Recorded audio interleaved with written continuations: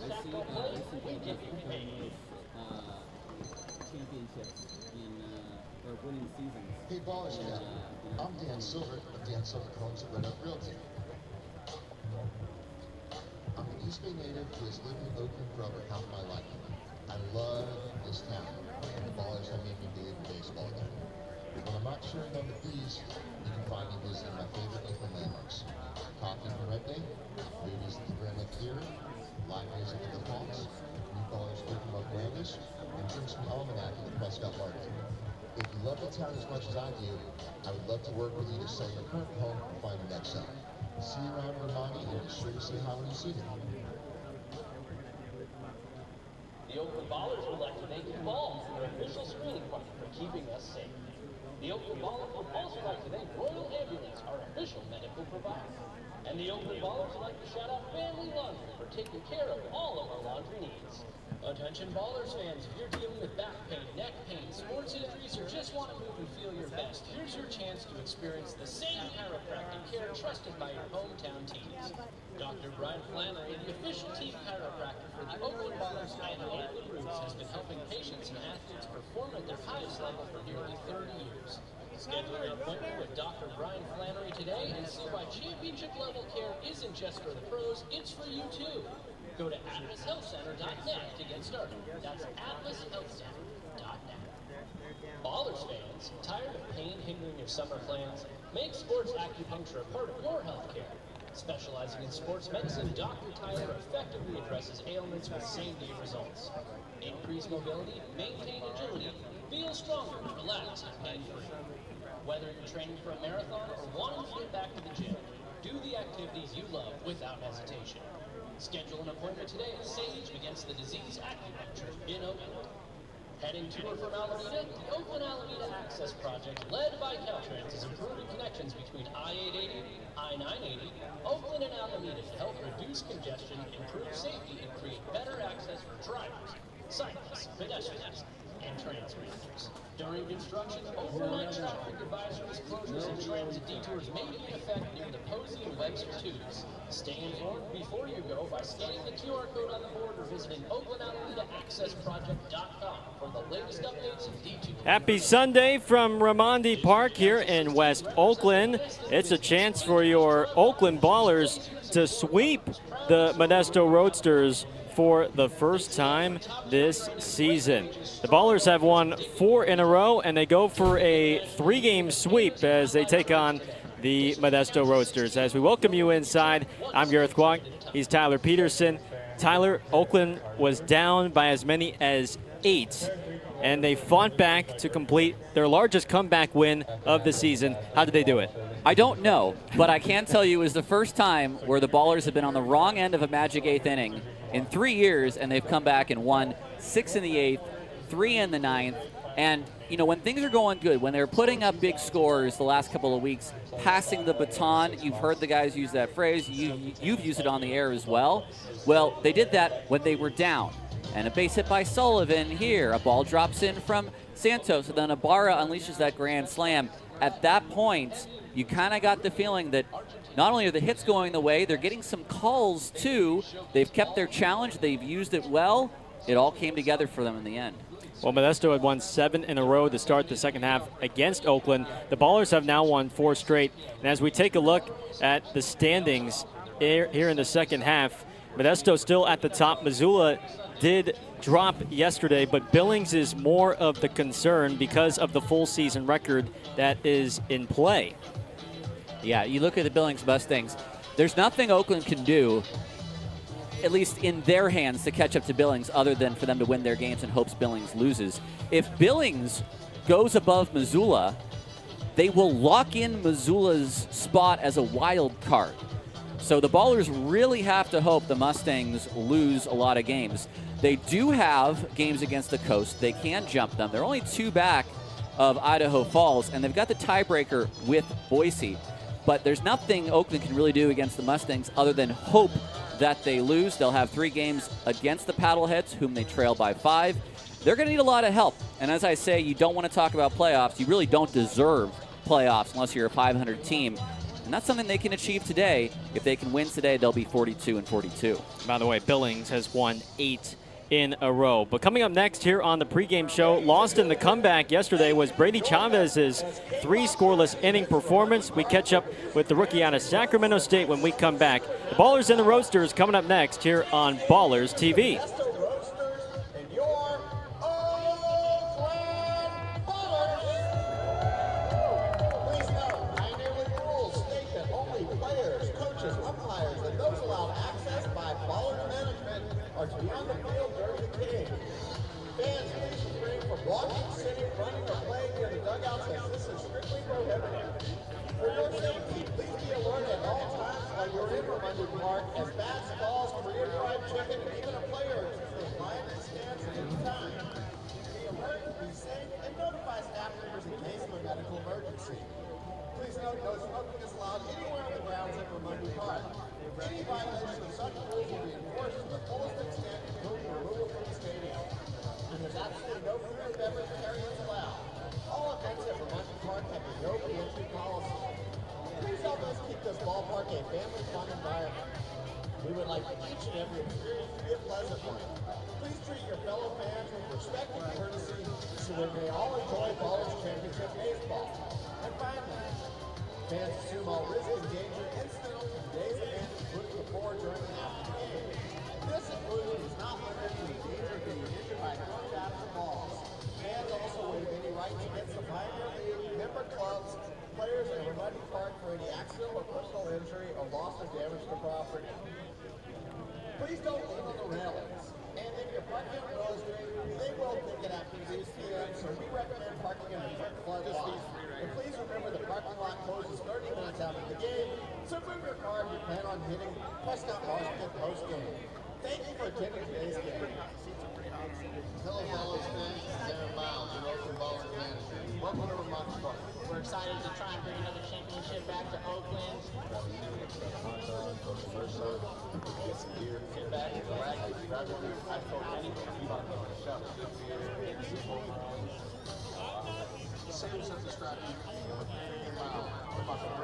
Welcome back to the Ballers pregame show. Gareth Kwok alongside the right-handed reliever Brady Chavez, who turned in arguably his best outing of the year against Modesto and the come-from-behind win.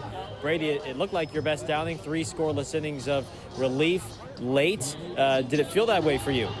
Yeah, I think my stuff was coming out good. I was attacking the strike zone, and they're being aggressive like they usually do and just not hitting it to the right spots. So it was a good outing, yeah. What pleased you the most about your performance? I mean, just my body felt good, and I was throwing basically 4 pitches in the zone for strikes, and up until that last inning, it was, really high percentage of strikes. That's all I was trying to do out there. Well, one moment you're coming in an 8-run game, and then in the 9th, it's a 2-run game, and just seeing how the events unfolded, what was that like, seeing it from the dugout and then realizing, oh shoot, we got a ball game here? Yeah, after the first 1 2/3, we come back to the dugout, and I hear the pitching coach, I hear Jimmy saying, we're gonna win this thing, and if it gets closer, I'm gonna stay in the game. And it was exciting to see it unfold. It was pretty crazy. It was fun. How about what Tyler Bates did to get the double play ball behind you? Yeah, that was huge. I was a little disappointed. After throwing a lot of strikes and then struggling a tiny bit on that last hitter, it was super annoying. And then, I was a little mad coming out of that. And then, Bates picked me up in the best way possible, obviously. That was awesome. That was huge. Brady Chavez, our guest here on the Ballers pregame show. Well, you faced Modesto in each of your last 3 outings. What's it like when you face a team again, they know you know them, and somehow you have to keep them off balance? Yeah, my game plan largely stays the same. It's really hard to hit in general in baseball. So, we got the upper edge statistically. So, try to attack the zone with my best stuff and just make them work and make them have a good day. Well, first professional season for you with the Ballers. How have things been up to this point? It's been really fun here in Oakland. Some guys I know, I'm not too far from home. The vibes have been really good lately, and pro ball's pretty fun, so that's a good time. Well, you took a chance on yourself on your own dime, participating in the Pioneer League tryout before then being drafted. What intrigued you about this league in particular and wanting to start out your pro career on this side of the country? Yeah, still the teams are based definitely the closest ones to where I'm based, so that was a big reason. And I mean, I've always been all in on baseball, so I'm gonna go all in until I can't anymore. So I'm still chasing it. How do you remember Aaron Miles and Jimmy Dietrich getting in touch with you and asking you if you want to be a part of the club? Yeah, that was awesome. I was just at home still doing my training stuff, and then I get a phone call early in the morning. I think I missed the first phone call, and then I had to call him back. I'm a night owl, so I don't wake up early. And then I called him back, and then yeah, he's interested, and it's awesome. He just came out the next week and started playing right there. So luckily the first missed call didn't burn any bridges there. Yeah, no, definitely. I woke up and panicked a little bit, ran outside, called him back, and it was all good. You're like, uh-oh, this might be a pretty important phone call. Yeah, Aaron Miles, because I had his number. I did the Winter League also, so I had his number in my phone. And yeah, I mean, I was definitely trying to send him some video and get in here, and it's awesome I got to. Brady Chavez, our guest here on the Ballers pregame show. You're a Santa Cruz native. Your teammate Langston Burkett, you and him went to the same high school, Santa Cruz High. How do you remember first getting connected with Langston and the Burkett family? Yeah, I mean, Langston's always been an athletic kid, so I knew about him in high school. He's a good basketball player. He's super tall, obviously, super athletic, and I mean, he threw like 94 in high school, so it's hard not to know him. He's always been good, so yeah, I really like him. I've known him for a while now. And we train together pretty much, so I know him pretty good from training the past 2-3 years pretty closely. And it just so happened that you guys reconnected here now with the Ballers, right? Yeah, it's awesome now. It's like we get to see the fruits of the labor pay off together, and we train every day basically together, so it's fun. And you were teammates with his older brother, is that correct? Yeah, that's right. When I was a freshman in high school, he was a senior, and we shared a clubhouse, and yeah, I got to know him. And then, yeah, turns around, I'm a senior, and Langston's a freshman. Santa Cruz representing up here in the Bay Area, right? Yes, sir. Santa Cruz. All right, Brady, thanks for the time, and good luck rest of the way. All right, thank you. Have a good one. That's Brady Chavez with us here on the Ballers pregame show. Back after this here on Ballers TV. We need you rattling the other team, and we need you supporting your Oakland Ballers because you can never, ever take a baller out the game. It's all over. Oakland are the Pioneer League champions in 2025. Let's go. Never take a baller out the game. They gon' get you in the bees, no step. Game time, step to the play. Oh man, out of play, that's a play. Coming straight up in the town. The money part with the fans get alive. Dripping that green and that gold, we're proud. Really did it for the sun. Let me tell you, we about it. Real unity, real for community. Blacks and the bleachers come together, do it slowly. Real time business, everything we do is true. Scrap, but we always make the opportunity. Walk it off, Oakland! Pioneer League record.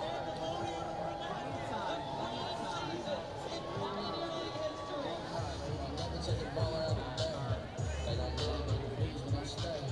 Game time, I'm step into the play. Oh man, out of play, that's a play.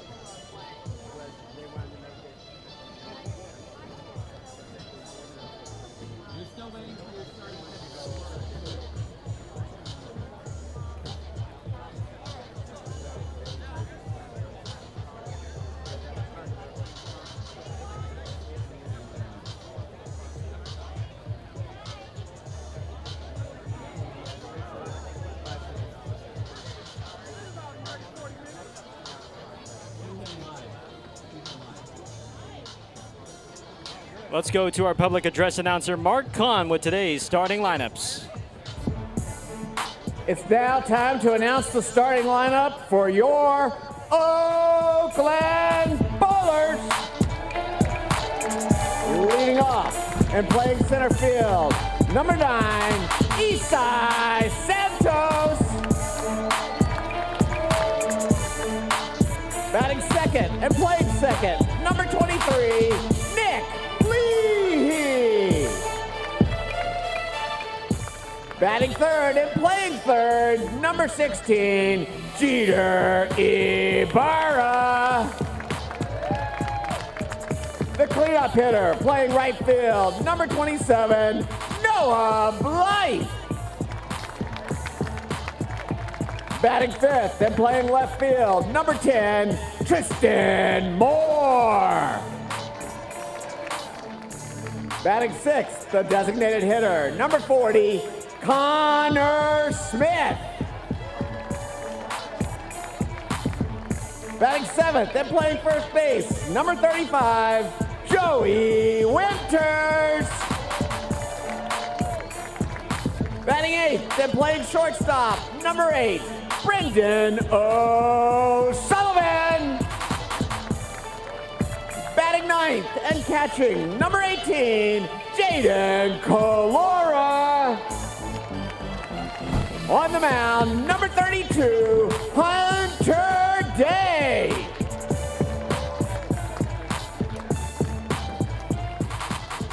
Before we start today's game, we acknowledge that the land where the Oakland Ballers work, train, and play sits on the unceded ancestral homeland of the Ohlone in the territory of Hu-Chen, encompassing regions throughout the greater East Bay area. We recognize that we benefit from living and working on their traditional homestand, and we affirm their sovereign rights as First Peoples. Ladies and gentlemen, please rise if able and remove your caps. Presenting the American flag is Nick DeVries. Performing the national anthem is chorus ECLEC leader Alex Tate.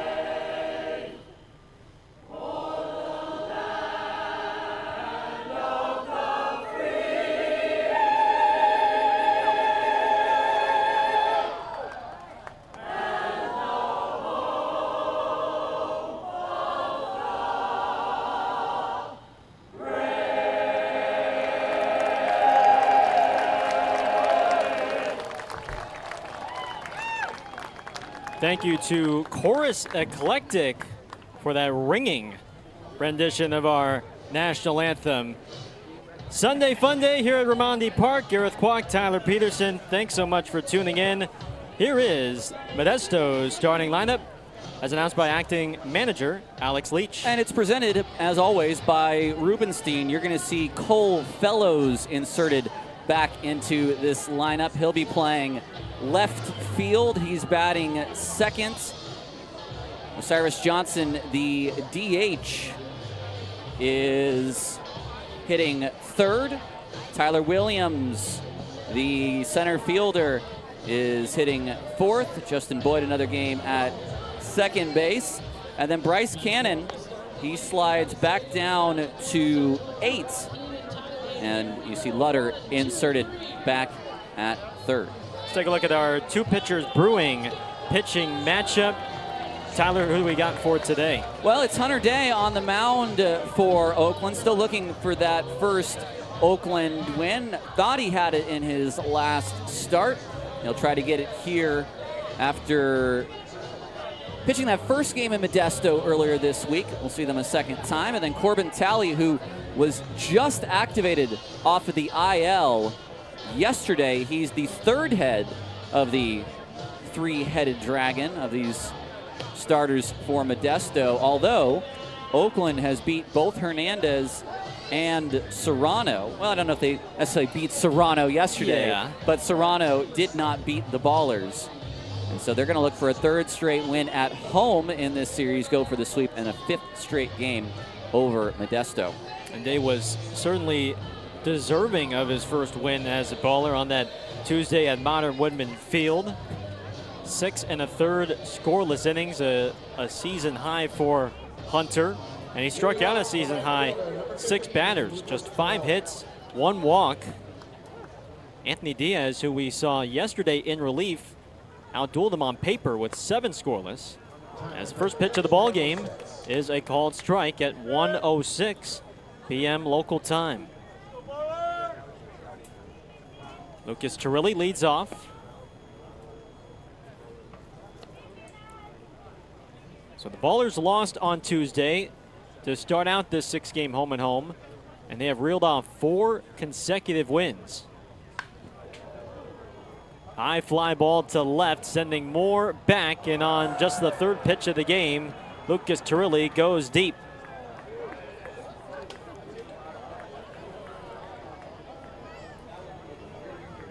His third of the year. Well, he did that last week as well, back on the 12th of August here at home in a game also started by Corbin Talley, a game in which Modesto won. Torelli had the leadoff shot then. He's got the leadoff shot today. All 3 of his home runs have been hit against Oakland. And here at this ballpark, here's the rookie Cole Fellows. So Day is facing Modesto for a 5th start, his 6th overall appearance.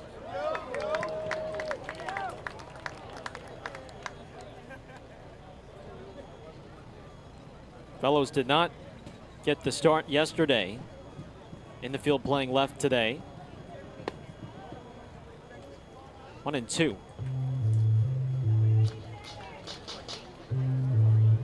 Oakland 19-16 in this second half. 41-42 overall. Down the left field line, but out of play.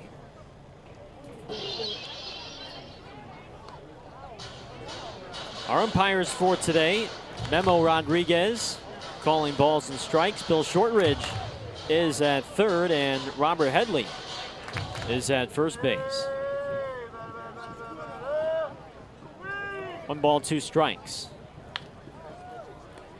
Knocked down by Winters. Feeds it to Day, and it's just in time.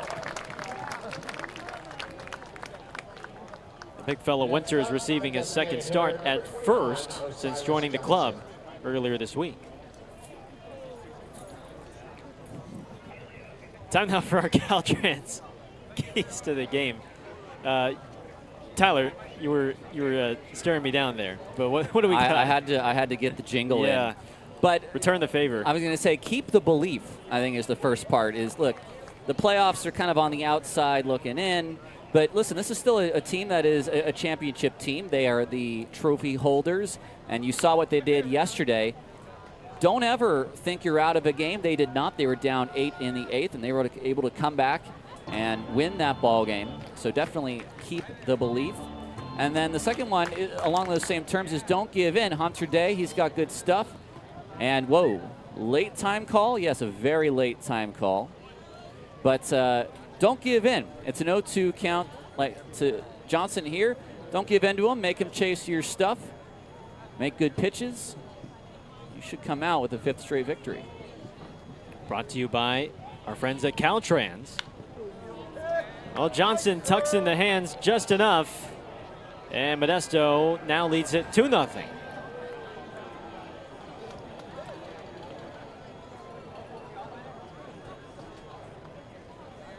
His 22nd of the year.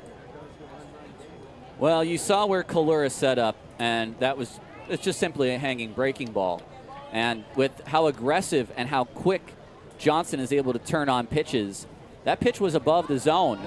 But with the break, he's just able to get the hands up and get out in front of that pitch 355 feet down the line. Well, Modesto used 4 home runs to score 7 in the third yesterday. And Day is hoping to minimize the damage here.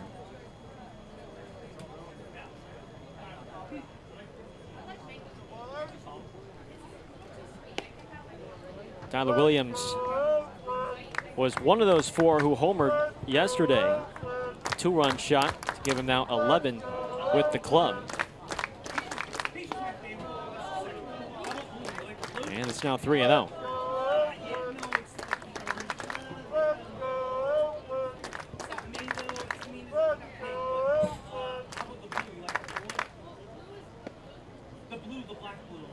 There's ball 4. So 3 of the first 4 have reached for Modesto. Now batting second baseman, number 7, Justin Boyd. And here comes Justin Boyd.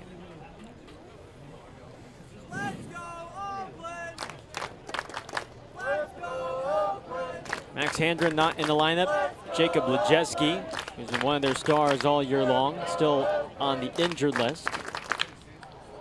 Now Boyd rips one to left center field. And Santos is out of room. 4-0 Roadsters. They have bombarded Day early to begin this Sunday. And look, there's probably still some emotions about the game that they really let go last night. So they are not going to want to come out sluggish. That was 416 feet. I mean, this is exactly how they want to respond after what we saw last night. Because as much as Oakland fought back, they also capitulated with the amount of walks and errors we saw. Dunhurst rips it into right center. Blythe is there to flag it down. I mean, they had an 8-run lead through 7.5. But one of the things that they don't do very often is walk hitters, and they walked 10. And they also yesterday. don't commit many errors, and 2 went up on the board in the 9th inning. Here is Figueroa, 2 down.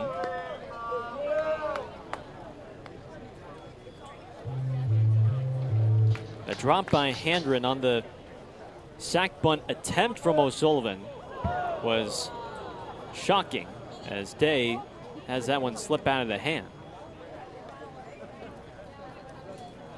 I mean, if he made that catch at third on the bunt, that changes the whole inning. On the ground to O'Sullivan. Side retired. Modesto strikes for 4 on 3 home runs. Ballers have their work cut out early as we go to the bottom of the first here on Ballers TV. 2027 season tickets are now available. We have some exciting new discounts and features to discuss with you. If you're interested, head over to guest services where you can learn more. Ladies and gentlemen, it is time to introduce the most awesome in the history of the world. It's Rudy the Rally Possum. Okay, Scrappy. And Scrappy can't properly deliver rallies unless you all get up and make some noise.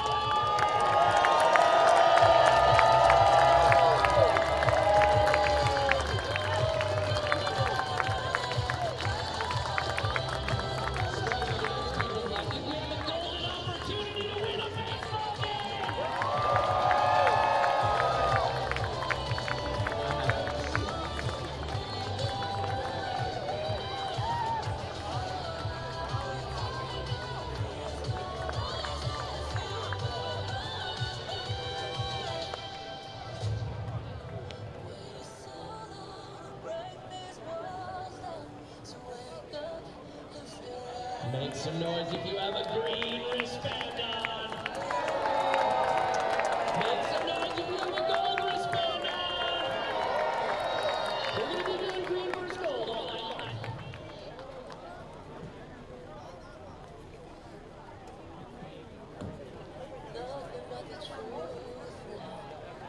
4-0 Roadsters.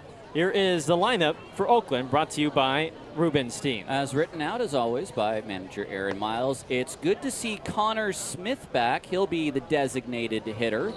Tristan Moore was a late addition to this lineup as well. It was a late scratch for Mitchell Sanford right before the game.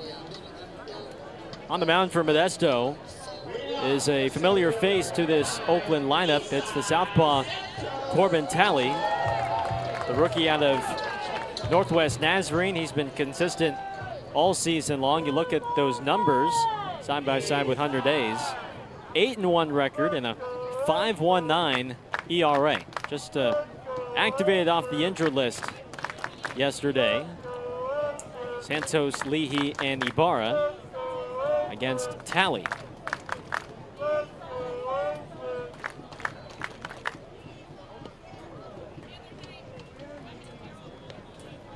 So no Johnstone for today. Santos gets the leadoff duties, hitting .290. 16 home runs, 54 runs batted in.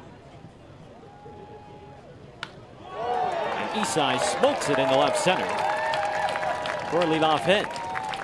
Well, that's good to see from Isai. That's a smooth, balanced swing. We know he's been struggling. He had the home run a couple of nights ago. But that is a really good swing to just send it back up the middle. Here's a defense for Modesto today. Fellows and Sutter are in left and third base respectively. Dunhurst does the catching for a third straight night, or third straight day, I should say. As Nick Leahy digs in. He loves facing left-handed pitching. One of the best on the team against southpaws.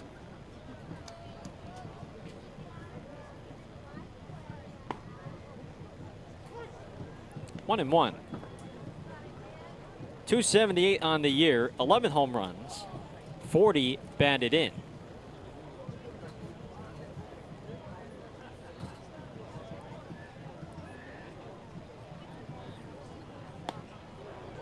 Cuts and misses on the fastball. That might have been a changeup. 1-2. Looks like maybe the changeup. Although I will say the changeup is, at least velocity-wise, not all that different from the fastball. His tally's about 88, 89. Against lefties, Leahy is batting .404.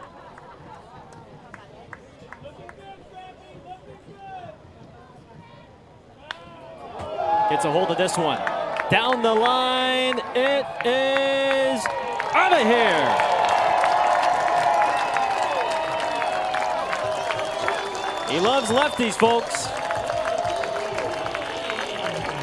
Number 12 for Nick Leahy, and it cuts the Modesto lead in half. And it's home run number 161 on our Sonic home run tracker. And Gareth Kwok, I think Nick Leahy likes hitting against lefties. And that is not a bad pitch from Talley. Goes down and in there. Leahy's got that long swing, and 12 home runs now for the second-year baller.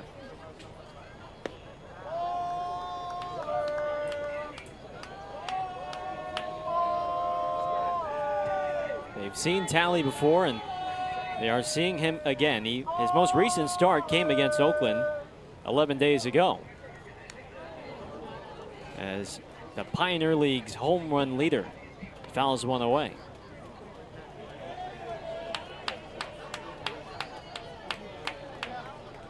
.33 homers for the San Jose native, 95 runs batted in. And oh yeah, he's hitting .352.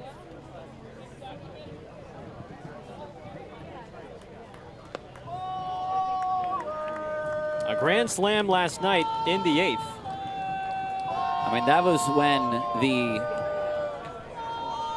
the fun conversations we had kind of turned to, oh, we can focus on an actual competition now.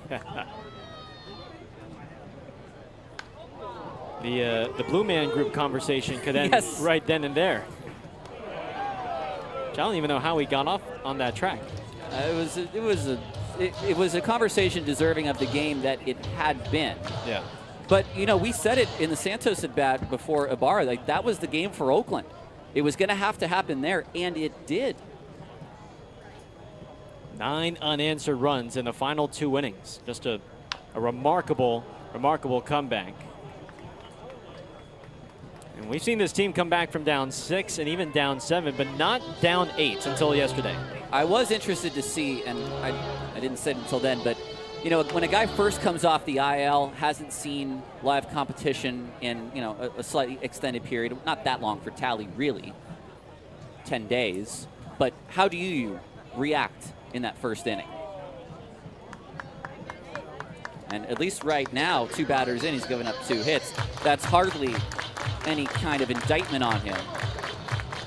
But now we can start to think about it a bit more, is how does he look coming off of that IL stint? He was placed shortly after that start against Oakland, back on the 12th of August. Good take from Ibarra, full count. Noah Blythe is on deck.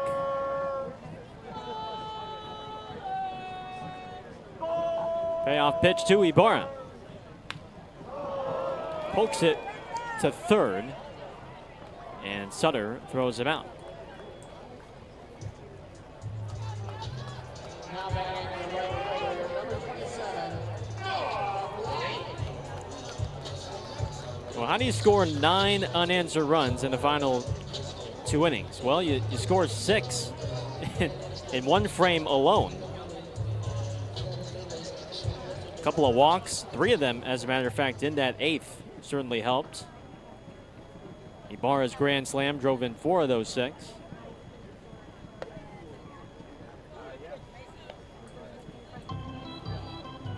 And then 3 in the 9th after being down 2 heading into the frame. Both of those big innings started on walks.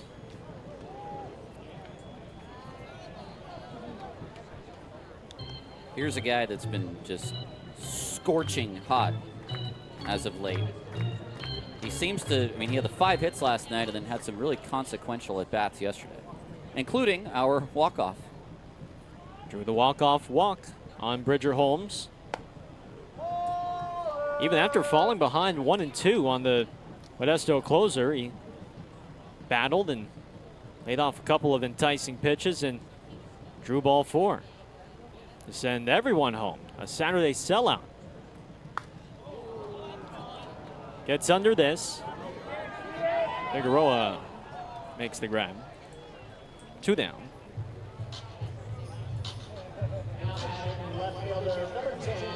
And here is Tristan Moore.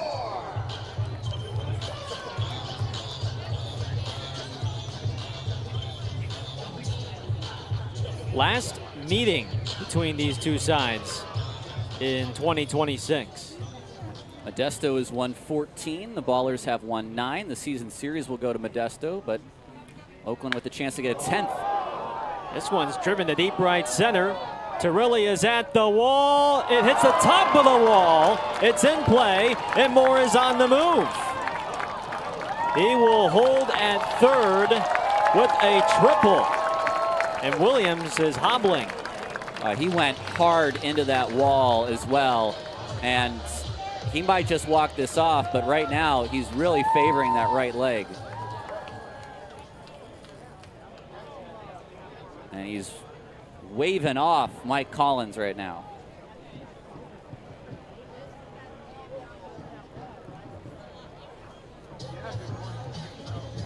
now batting the designated hitter, number Yeah. 40, Connor. He gave it a great attempt. Sure did. And I don't know if he kept it from going out of the ballpark or he just made a valiant effort. It was awfully close.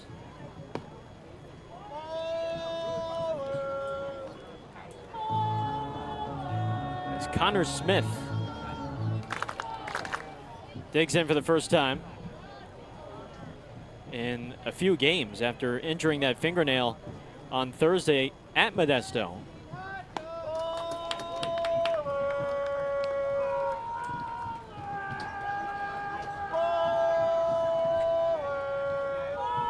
Connor hitting .243, 5 home runs, 16 batted in.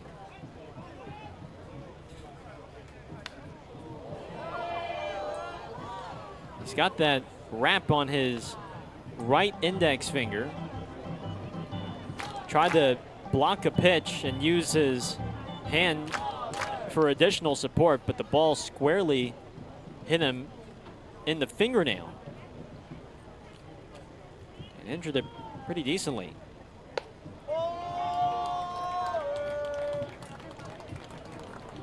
So it's still a little sore, but he can still swing the bat.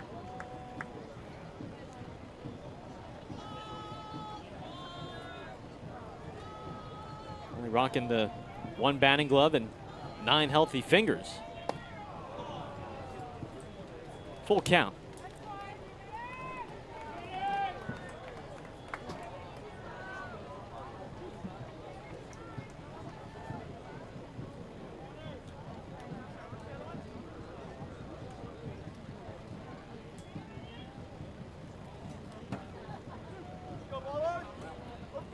Joey Winters is on deck.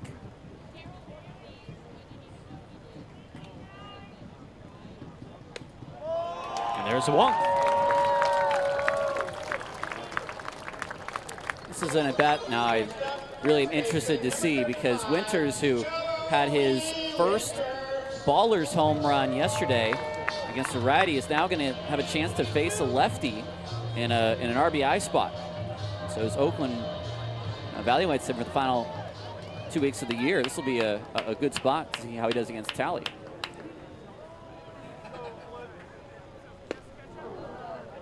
He flew in from Michigan on Thursday. He was previously playing for the Utica Unicorns up in Michigan in the USPBL.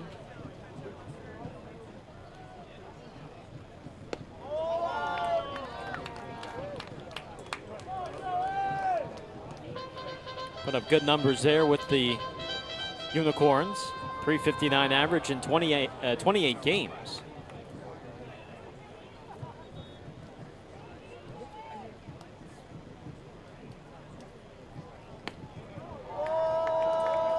Two and one.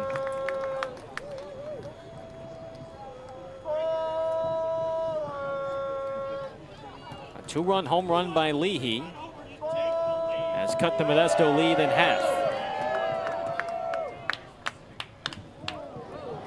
Rolled to second. Boyd will end the inning. Leahy goes deep. It's a 2-run shot, and it's 4-2 Roadsters after 1 on Ballers TV. Hey Ballers fam, it's the BART inning, and they proudly carry Oakland Ballers fans to Roadsters Park. Avoid parking and other traffic hassles by taking part to the game. It's a great way to get out and about and enjoy all the Bay Area has to offer, like rooting for your fees. Visit BART.gov/Watermelon for other fun Watermelon visitors, and download the official BART app to plan your trip. Down to you, BART. Thank you so much, Mark. I'm down here in Section B. We have Kira representing Team Gold, and we have Leach representing Team Green for the bar transportation race. I will be taking Team Blue, who will not be winning. And it is time for the race. Right over here, it's kind of hard to see. We have people in the way, but that is okay. And away they go. All right, I'm going to cheer on Green and Gold. Cheer on Green and Gold.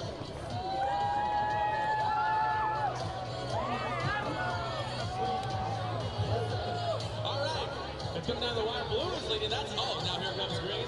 Gold takes the lead. It's looking close. It's looking quite close. And it's coming down to the wire. Make some noise, fans. Make some noise.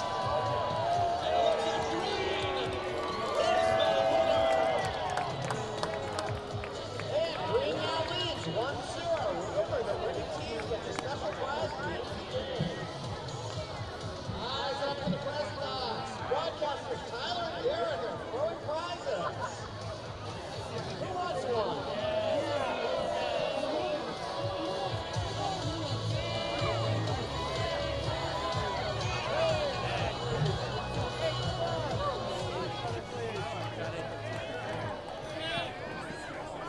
Top of the second. 2 runs in for Oakland on the home run by Nick Leahy. And Hunter Day is hoping for a shutdown frame here in the second. He'll face Cannon, Sutter, and Turilli. The 8, 9, and 1 bats for the Roadsters.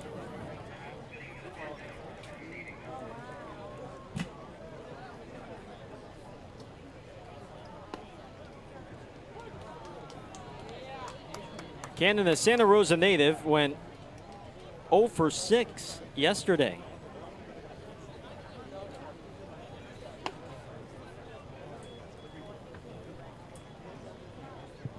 Otherwise, he's had a real solid season. He's batting .325, 17 home runs, 74 runs batted in. And he's amongst the league leaders in walks drawn. Breaks his bat, and O'Sullivan can't make the grab. Over his head. Now batting third baseman, number 25, Logan Sutter. Leadoff man on for Sutter. I'm glad you started this game because I thought he caught it. And obviously, I got the sunglasses on today. I don't have the actual specs. So I'm glad you could see that because I sure as heck couldn't. Well, these babies have some scratches on them. Some scratches, yeah. These are 5-year-old. 1 ball, no strikes on Sutter. Had the off day yesterday.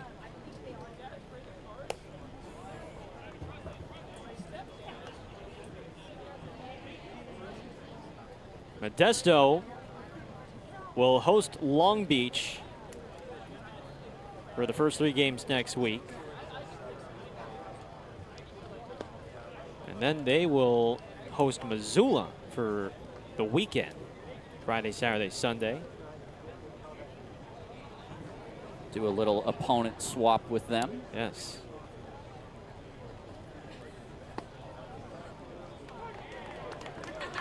It's Missoula who's in town for 2 weeks here in California.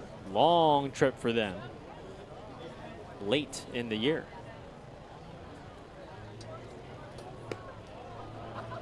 There's ball 4.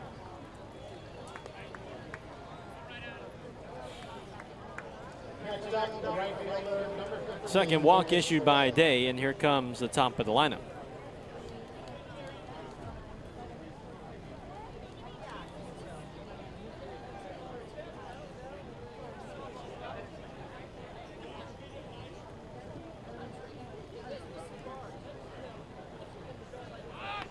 Turilli shows bunt. Calora picks it up, and they get Turilli. Successful sacrifice. Advances both men into scoring position for Fellows. How many times a guy hits a home run, then he gets up and puts down his sac bunt? But it's a good play, and now Modesto, who gave up the 2 runs, can get them both back on just a single.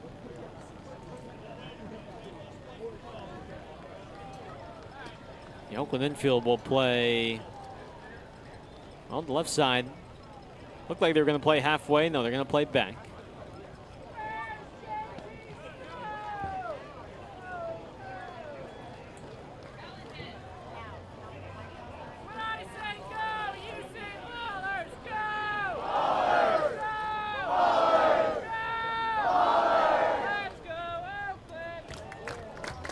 Let's go, Oakland! 2-0. They did not start the year with Oakland. He was a member of the Fargo-Moorhead Redhawks at the start of this season.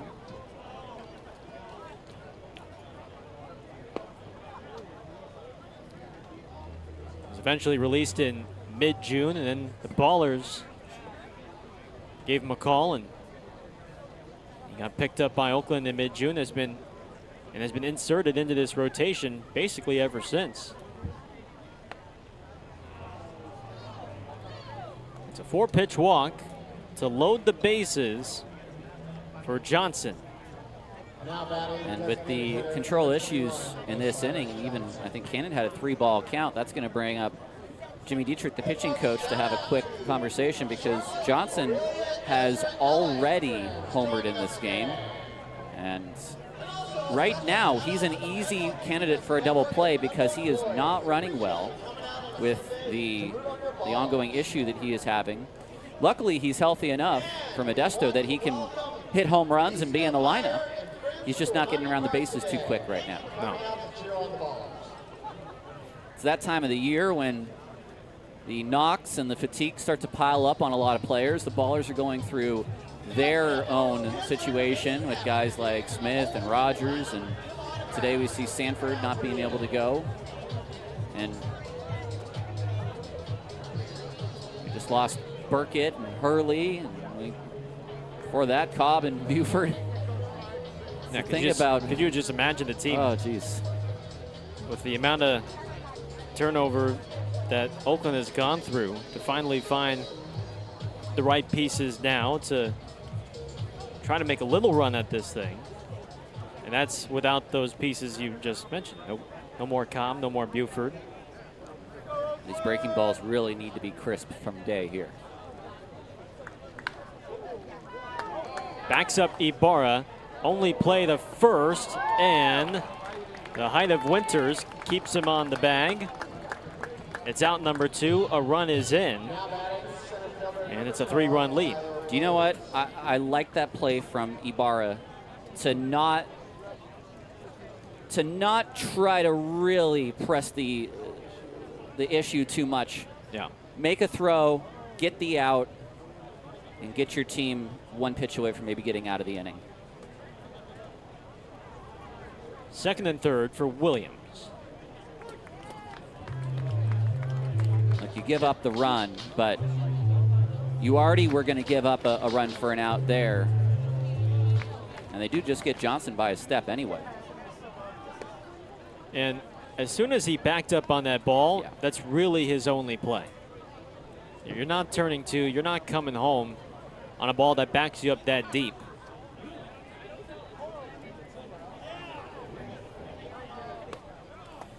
He probably even got a generous hop, considering some of what we've seen. Got to test the arm a little bit yesterday. His first start at third base. Now making his second start at the hot corner. Jake Allgaier now a member of the Lake Country Dockhounds, and we've seen already Leahy there at third once, and now Ibarra the last 2 days. 2-2 on Williams. Doesn't bite. 3-2.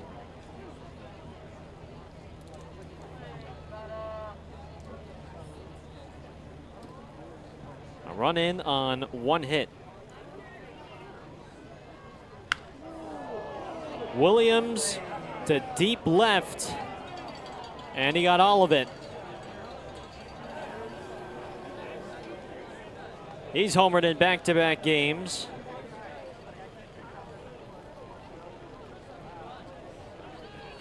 And Modesto has put up another crooked number early here at Raimondi.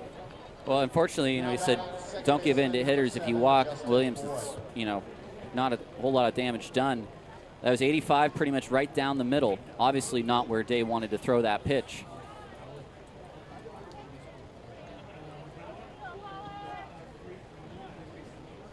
So a 3-run homer, 380 feet to left center. And already 4 home runs in this game, and Justin Boyd might have just made it 5. He did.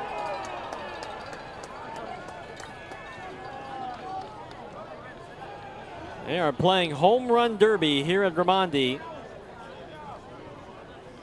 It's a 5-run second as Boyd goes deep for a second time today. Well, where was that pitch? That was 86 right down the middle. It's just not a competitive pitch.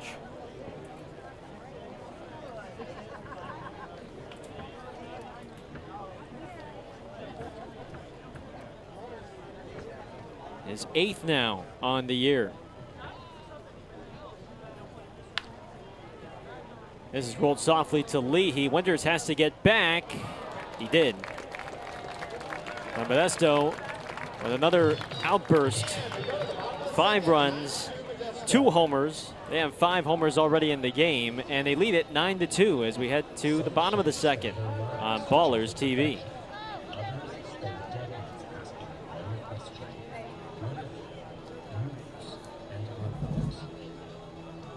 I was 6 years old. My mom made garlic noodles. My dad made hot dogs, and I thought, why are these living separate lives? They used to call me crazy all the time. Teachers would say, Mike, focus on that. My friends would say, Mike, get a real hobby. I just couldn't stop seeing it. A noodle dog. Some people see a hot dog, but where I see it, it's possibility. Years of training, thousands of noodles, countless hot dogs, all the smoke. Never mind even just food. It's a reminder that the possible is a possibility. The boundaries are meant to be broken. The garlic belongs wherever garlic wants to be. I came for baseball, and I stayed for whatever this is. The noodle dog, formed in Scrappytown. Some call it a hot dog, others call it noodles. Chef Mike calls it a beginning. That is so good. That's insane. I don't even know how to eat it, but I can't stop.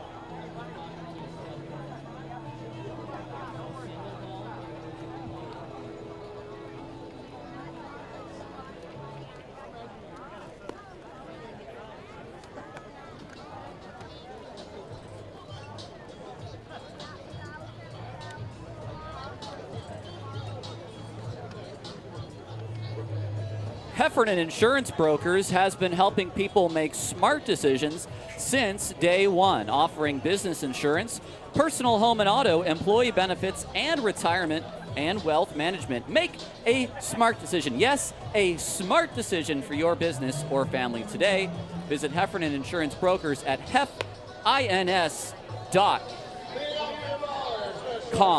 We like smart decisions. As we head to the bottom of the second, 9-2 Modesto. 5 home runs already for the Roadsters. And Oakland will need to bounce back quickly as O'Sullivan leads off against Corbin Talley.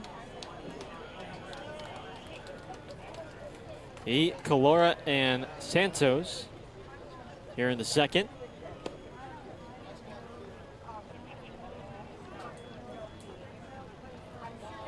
Last time Talley faced Oakland, 5 innings, 4 runs, 7 hits, only 1 strikeout, but he received plenty of run support.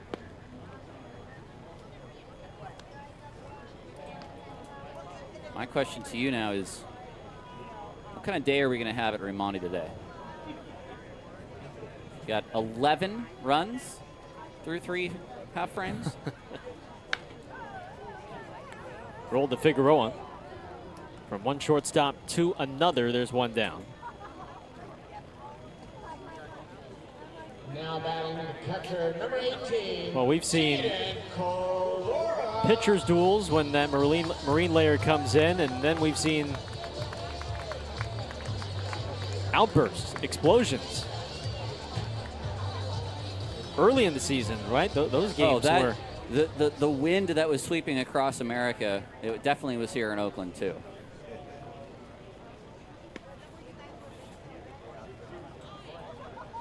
I mean, left field was playing like you could hit it to your neighbor's house. That's how close it felt.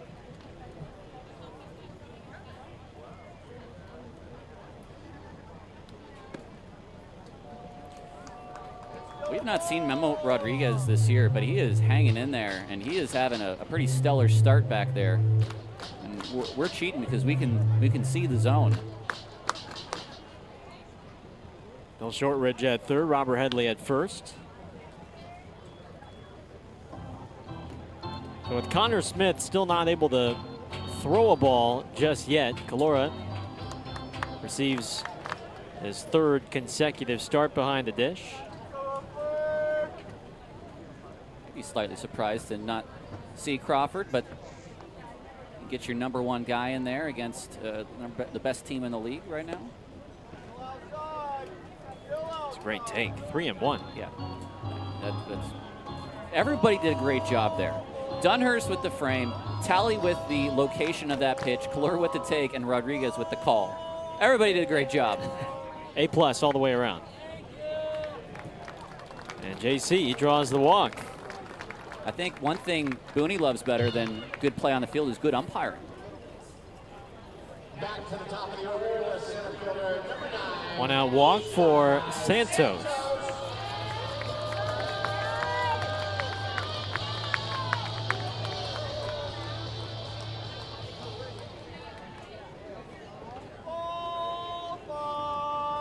A little backside Isai action here. Got that hanging breaking ball.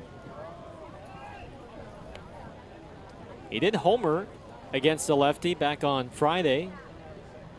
That came against Castillo for his 16th of the year.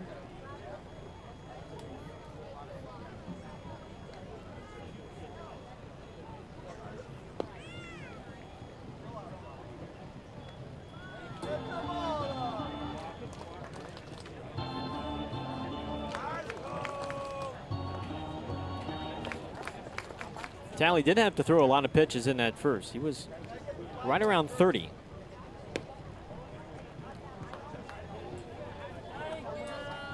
And he's not missing by much, but Memo Rodriguez he's got it right back there. These are not egregious misses by any means. That is a foul ball, 2-2.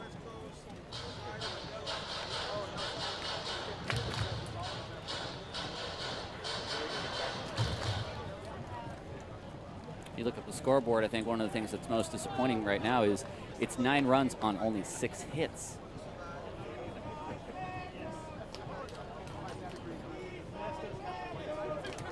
Two and two. Isai is going to use a challenge. First one of the game. Strike is being challenged. After review of the challenge, the call is overturned to a ball.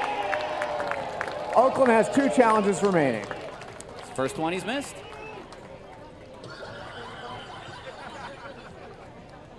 And that's, I mean, not that's really that much got, of a miss. 3/10 of an inch?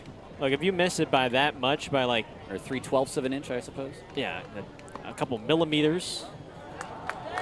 That's not much of a miss to me. Oh, wait a minute. Sorry, hold on. It is tenths. Tenths? We do 12 inches in a foot, but we don't break up inches in an individual out of 12. What am I thinking? Well, either way, Isai draws the walk. And Talley trying to go back to that outside.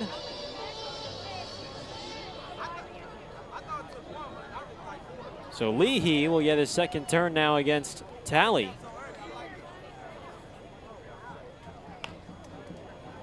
Rolls this foul. He's trying to do one thing. And right now, I mean, that bat could be the jumbo red wiffle bat for him right now because he is trying to swing for the fences here. He just sees lefties so well. Talley needs a ground ball.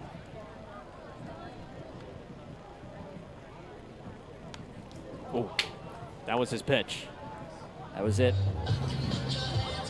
That was a huge cut on a pitch that ended up being right down the middle of the plate. That would have, if he squares that up, that goes a long way. Talley's in the driver's seat at 0-2. He's got to go away from Leahy here. They set up outside. 1-2. That's a real nice pitch as well. You go with the fastball. You try to use Nick's aggressiveness to want to pull that ball, fastball high and away. If he does, he just is going to roll over on it.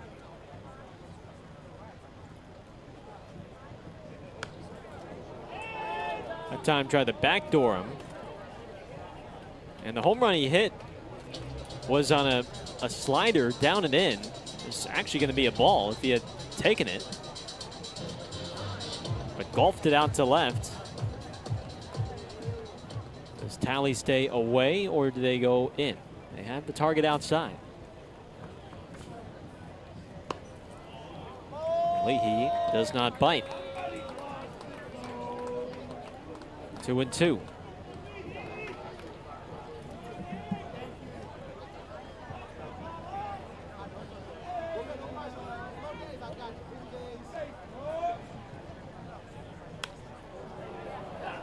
Got under it.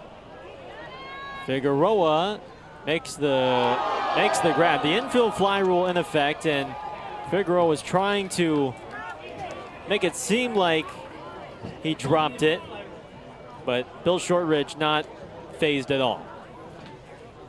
That's not bad from Figueroa either. Why not? I mean, he's, what, 7 steps on the outfield to go infield fly, so that's not a bad try from Figueroa at all. I mean, that's borderline infield fly rule territory. It's getting there. I mean, how many more steps until then it's just a fly ball?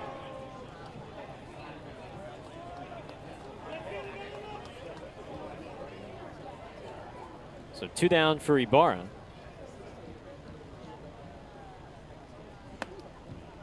I mean, we've seen infielders try to, with the line drives, right? They kind of knock it down with the glove and try to start the double play, and maybe it worked one time, but once a couple other infielders tried, then again, the other umpires were not going to let them allow that. Do you know what I really enjoyed from the weekend? Yeah. I really enjoyed the tag him, east side, tag him, east side, tag him. Do you think he heard me? May have helped.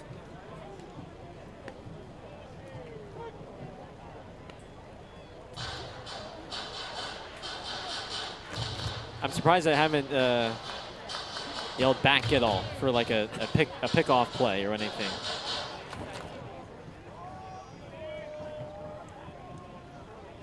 First time in the press box as a reporter, baseball reporter. I had to make sure I didn't say that out loud in front of the entire press box.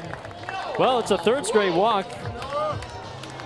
Not a straight walk, but a 3rd walk for Tally in the frame. Alex Leach with a hustle to the mound, and I think he wants the entire infield to gather around him. Now remember, Tally, like I said, he's coming off the IL. He's only walked 27 and 67 coming into today's game.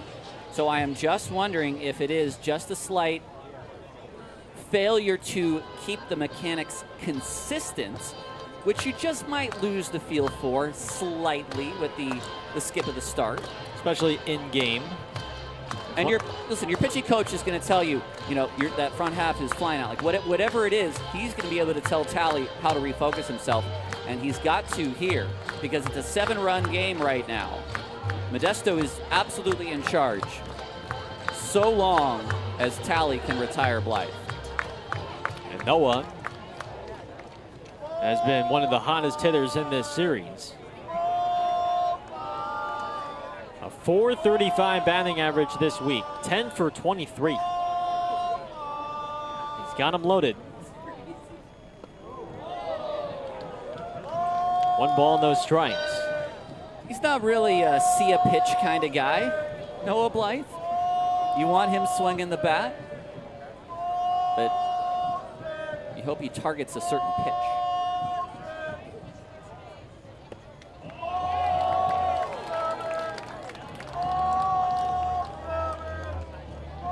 The walk-off walk with the bases loaded last night. Ahead 2-0. Fouled away. And that's just it. That's not a guy you want up there taking 2-0. You want that guy swinging 2-0. And so he probably was looking for a fastball, probably something center cut, and he was ready.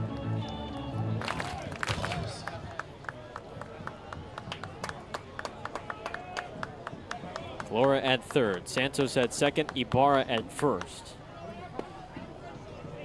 Dunhurst is going to use a challenge on this ball.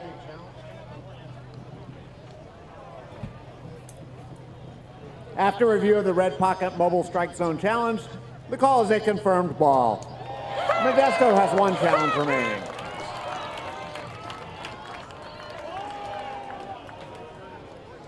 Don't think that's a bad idea from Dunhurst. No, not at all.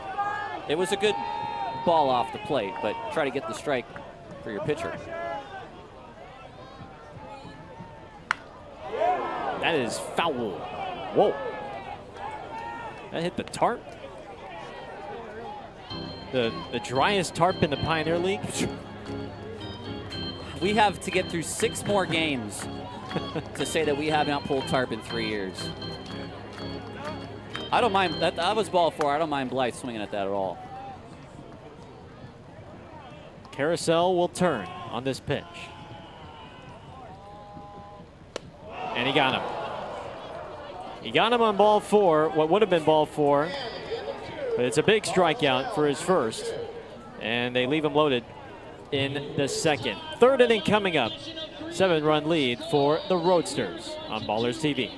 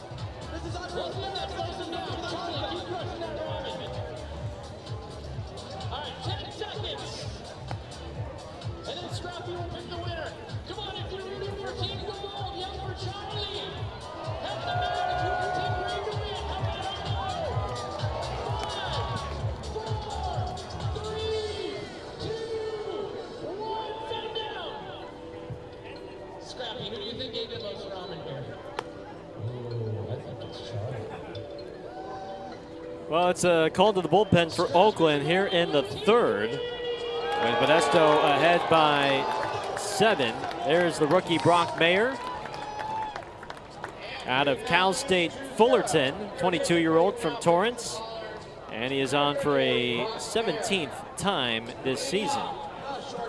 8.22 ERA, 23 innings, 23 Ks for Mayer.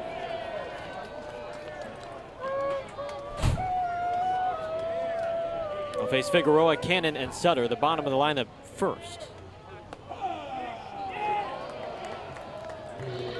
Well, whatever adjustments Modesto made second time around this week against Hunter Day, they figured him out today, Tyler. Yeah. 6 hits altogether off of Day, including the 5 home runs. Next up, the first baseman, number 11, Bryce Cannon. 9 earned, 6 total hits, 2 innings, 3 walks, and no strikeouts. Every batter that reached base scored. Figueroa reaches on a single. And here is Cannon.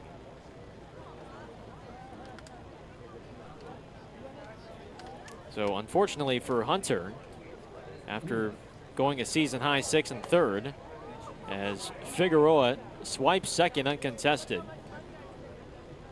He goes a season high 6 1/3 innings on Tuesday, but it is the shortest start this year for him today at just 2 innings. And it's an early call to the bullpen.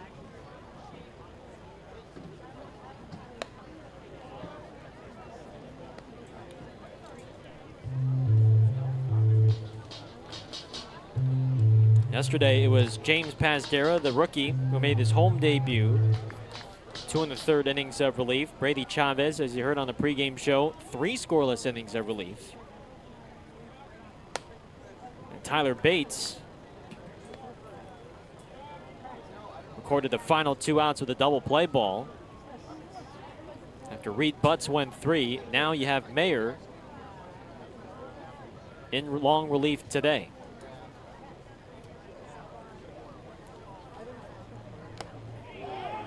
Two and two.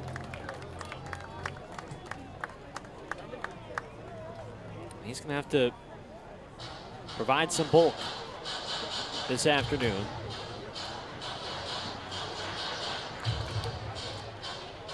Good things about Sunday is that opens up your bullpen a little bit, knowing that you have the off day tomorrow to reset and recover.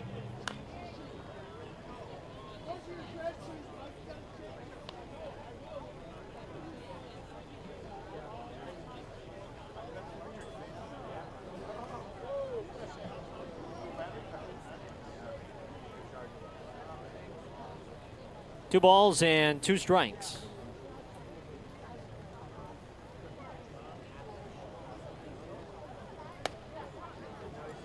Calora is going to use a challenge. Challenge. After review of the Red Pocket Mobile Strike Zone challenge, the call is overturned to a strike. Modesto can't catch a break today. I mean, I'll take it back. I mean, they're up by 7, but at least on the challenges. On challenges. I know they're so concerned. Oh no, I lost a challenge in a 7-run game. In a 7-run game. Here's Sutter. Oh, ouch.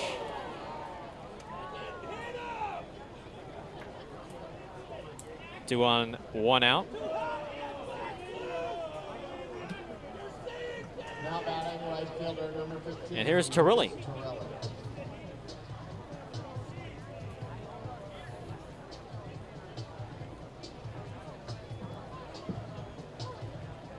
Well, Modesto has put up a couple crooked numbers.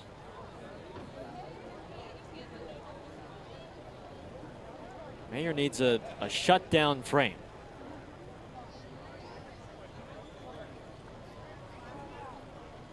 Oh, they got Figueroa hung up.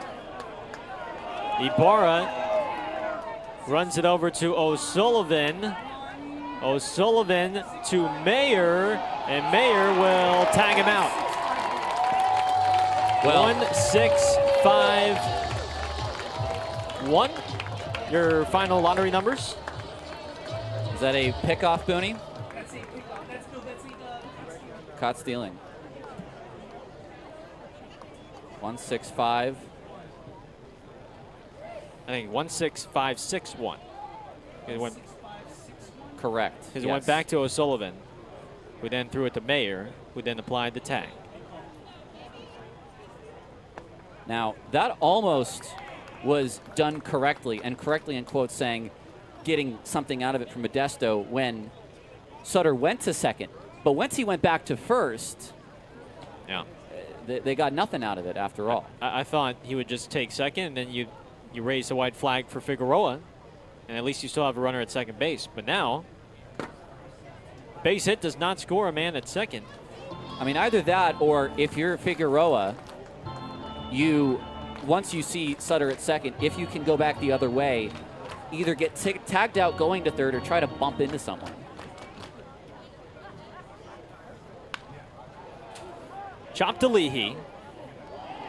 And Mayer delivers a scoreless third. It's more Smith and Winters coming up. 7-run lead for Modesto on Ballers TV.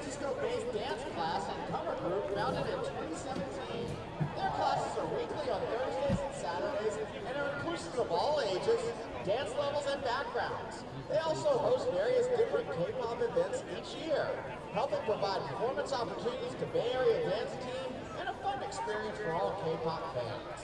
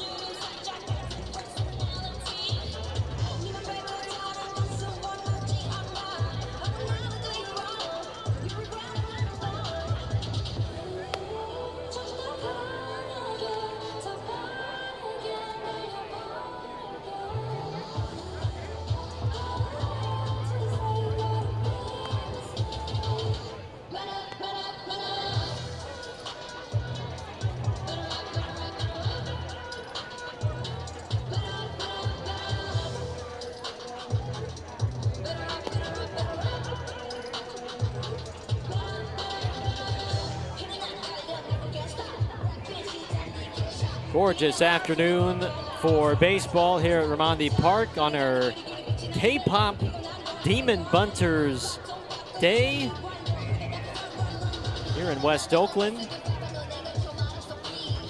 Gareth Kwok, Tyler Peterson, thanks for tuning in on your Sunday with us, wherever you're tuning in from and whatever you're up to on your Sunday. Hope everyone's having a very enjoyable weekend. Tristan Moore, Connor Smith, Joey Winters, come on down. You're the next up to face Corbin Talley in a 7-run ball game.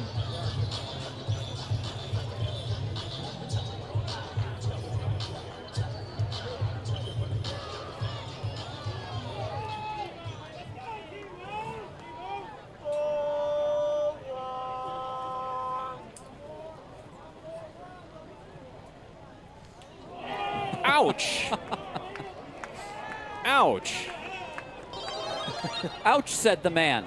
Now batting designated hitter number 40, Connor Smith. Retaliation of the cruelest kind. That's how you do it. You throw a breaking ball right around hip high. It's 73. And you stare into the other dugout. Yes. that's how they do it.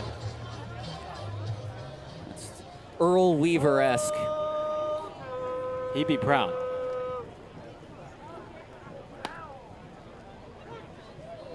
Connor Smith takes a strike.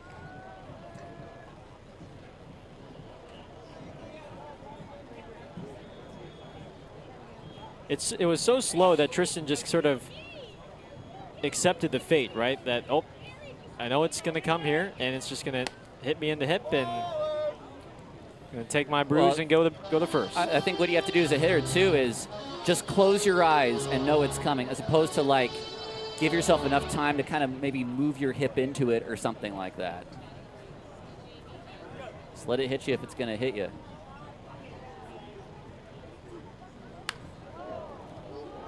Down the line and out of play. Well, if you get hit by a fastball, usually there's not a lot of time to react anyway, but you're just trying to bail out. You're just trying to, but if you see the curveball or the breaking ball out of the hand and you know it's coming your way. When Blythe hit that dude with 45 miles an hour, I wanted the umpire to say, like, you didn't try hard enough to get out of the way. 45-mile-an-hour moon ball to the ribs. Hey, Mom, look at the stitches that I got from the 45-mile-an-hour moon ball. Would it even hit the ribs? Would it just sort of get the outer layer of epidermis? I don't even think it would make contact with bone. Just put a little lotion on that. Yeah. Little cream, you're good. By the way, that's for you dermatologists out there. Epidermis has now been mentioned.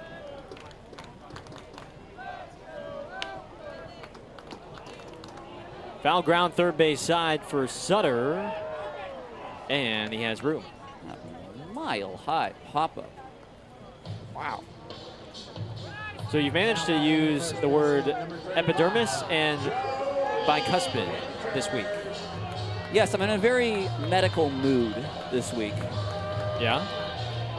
I think we'll maybe go with either internist or podiatrist for Tuesday's game. I like your version of a word sneak better than what I see online.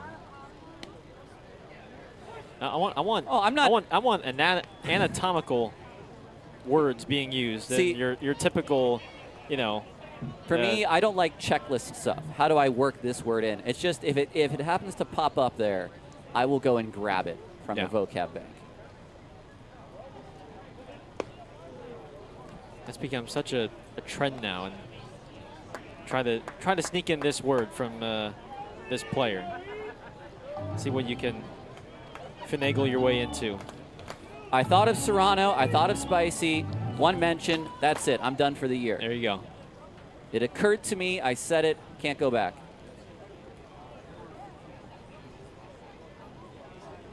Oh, and 2 on Winters. That's through. Into right. and Moore will head to third.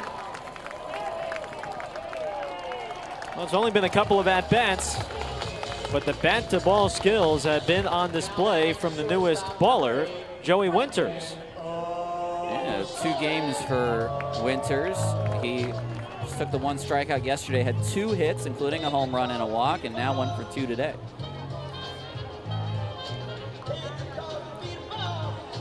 You've left 5 on through 2 innings. Couldn't get the big hit in the second. Didn't have a hit in the second, despite the bases loaded. No doubt the Ballers have created traffic in this game. But now they need to cash in. By the way, the one number that really stood out when looking up on Winters at Ottawa last year, 43 walks, only 16 strikeouts.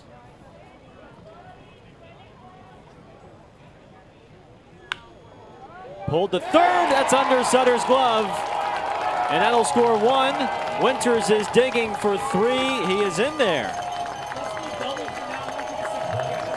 98 off the bat of Brendan O'Sullivan. It's an RBI double as of now, and it's a run for Oakland.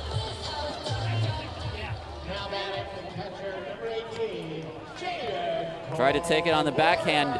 There's not a ton Sutter could have done from that position.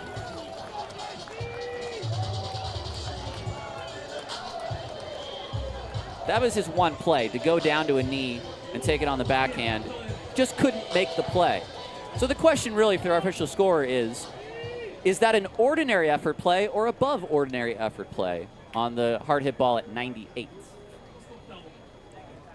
It'll stay as a double for O'Sullivan.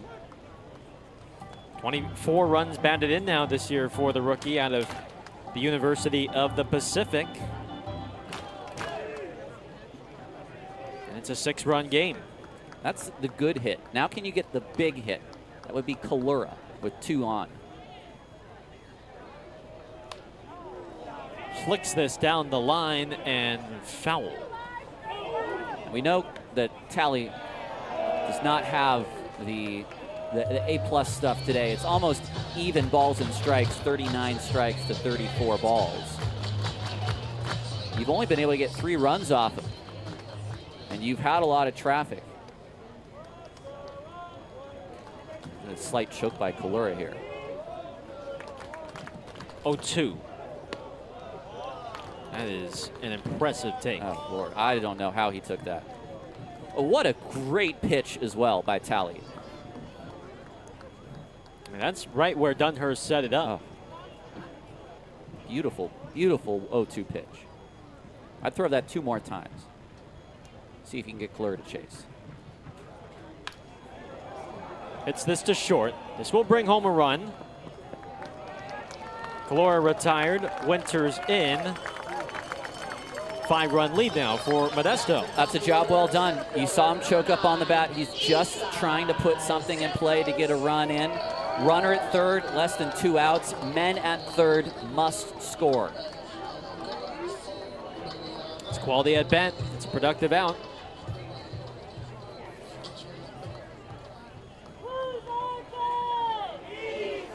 So a 5-run game. O'Sullivan still out there at second for Santos.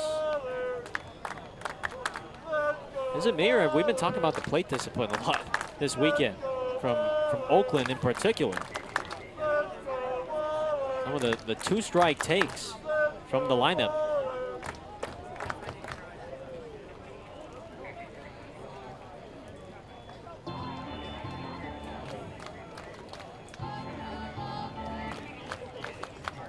Isai has singled and drawn a walk.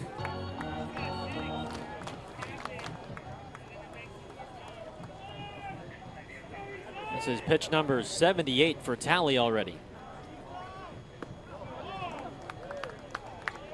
Well, he's not going to last very long.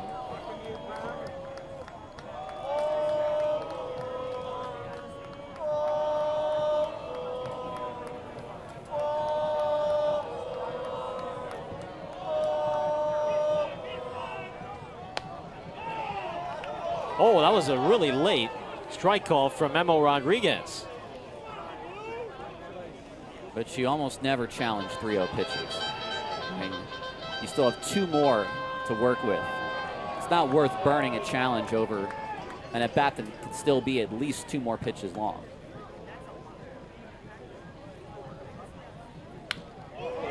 Up the middle, in the right center. O'Sullivan heads for home.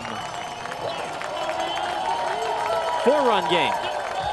And you don't challenge a pitch, especially when you're Isai Santos, and you know a thing or two about hitting with runners in scoring position, because instead of a walk, which he would have taken, and he drives in with O'Sullivan with the RBI single.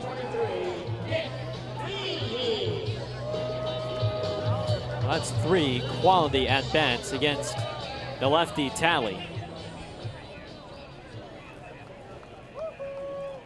And now Leahy stands in.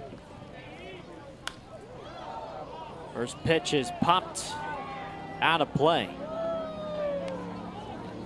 Only got one thing on his mind.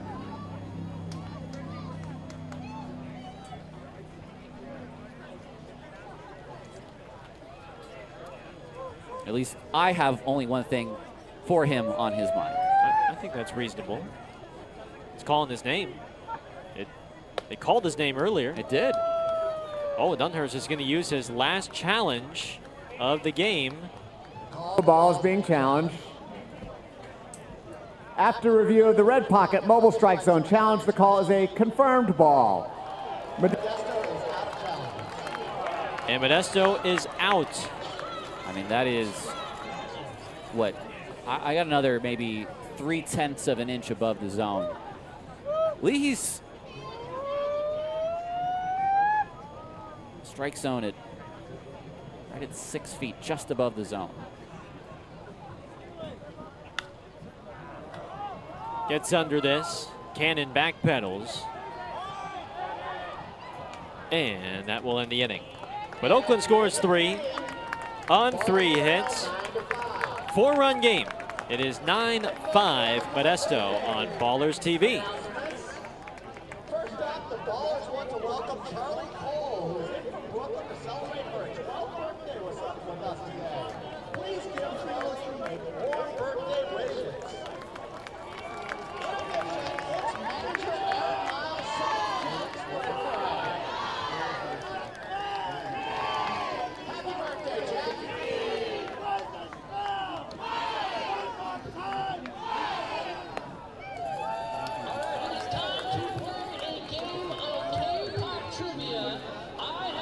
Friends here all the way from Korea that are going to do the guessing on this one, and I'm going to put a band's image on the screen and then you're going to guess them, all right? So do you know this K-pop band? It is BTS! This might be too easy. Next one. It is Blackpink! All right, let's see the next one. Let's see it. Stray Kids it is! Scrappy, are you getting these too? All right, do we know this one? Let's see. Twice. Let's see the next one. It is 3Ds. And that is it. You guys did really good. You really missed one. Pretty good. Thank you for coming to the ballpark on K-pop Demon Hunters Day!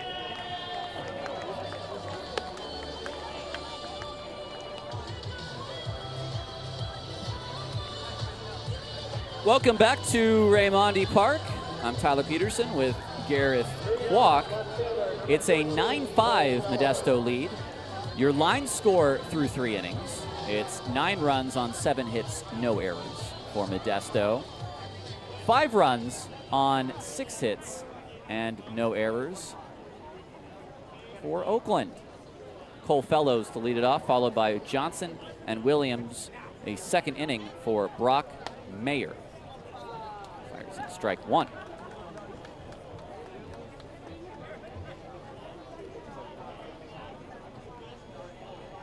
You can almost predict some more Oakland offense. Fouled sharply down the line. I think the troublesome part, as we again, have seen 14 runs through the first 3 innings. We'll be trying to keep Modesto off the board. 4-run first, a 5-run second.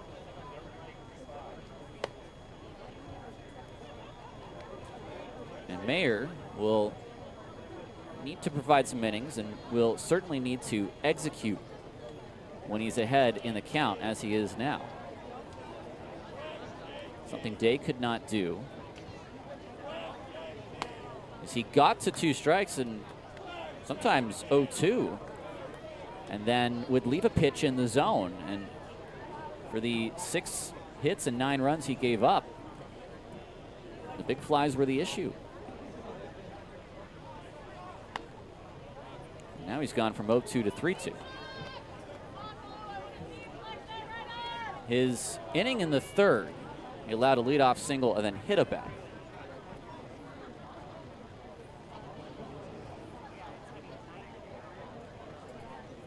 Needs a good payoff. Big hop for O'Sullivan, is going to take his time, and look at that strong arm.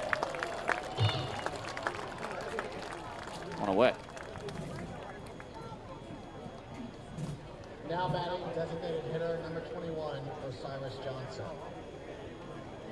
Johnson, in 2 at-bats, has 2 RBI. Solo shot in the 1st, and then the RBI ground out to Ibarra at 3rd in the 2nd. Mayer's got to be careful. It's the 2nd game in a row, too, that by the 4th inning, Modesto has ran out of challenges.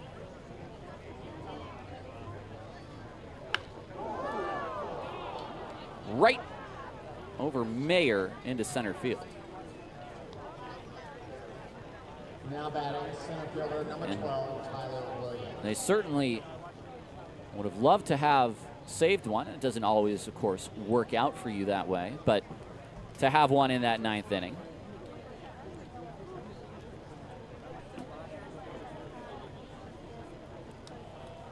Williams had a long 3-run home run in the 2nd.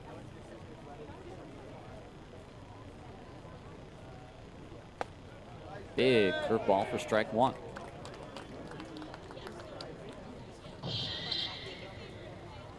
This is the final game between these 2 squads in the regular season.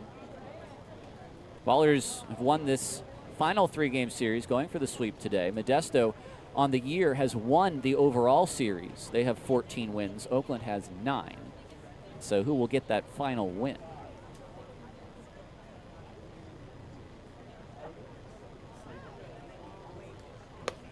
Johnson started and stopped. If he had kept going, he would have had second base standing up with no throw.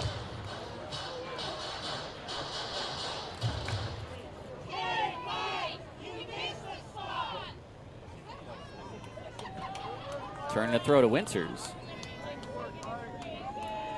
Well, now Johnson can get a head start if he wants. So Mayer is going to have to really switch up his looks.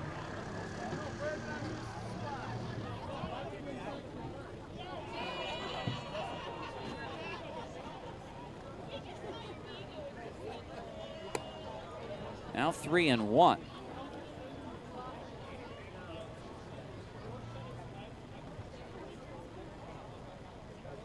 I beg your pardon, 2-1.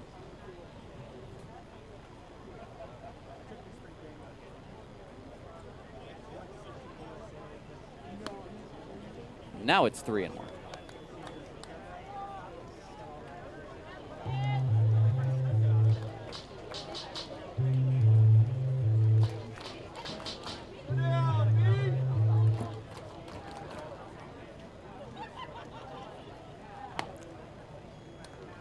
Not a good start to this inning. Now batting, second baseman number 7, Justin Boyd. Boyd has homered twice in this game already. And the last one he hit went 415 feet to left center field.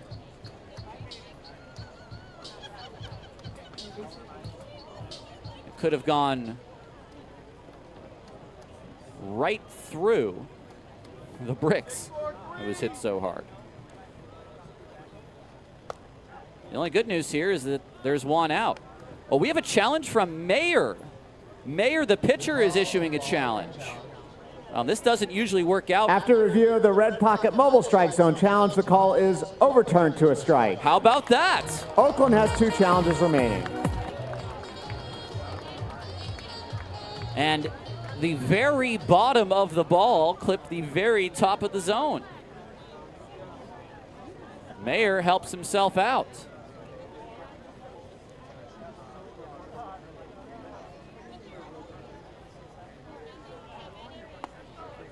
That's off the plate.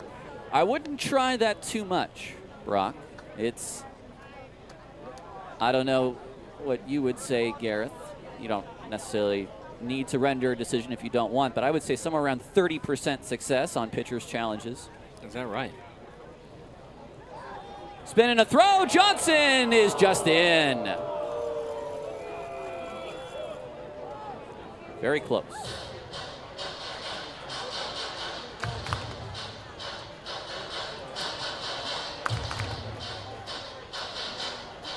He is taking some liberties with his lead. He's getting the lead of a base stealer.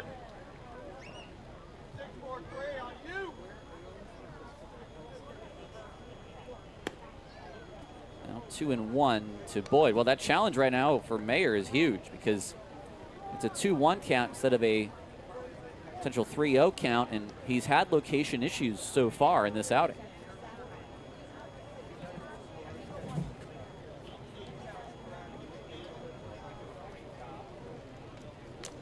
Fouled back. Well, we haven't seen too many Oakland pitchers initiate challenges this year, but Reed Butt's a guy that will, he feels like it's in there, he's going to let it fly. And with the dynamic strike zone, it just makes it that much harder for pitchers to know which strike zone they're throwing to.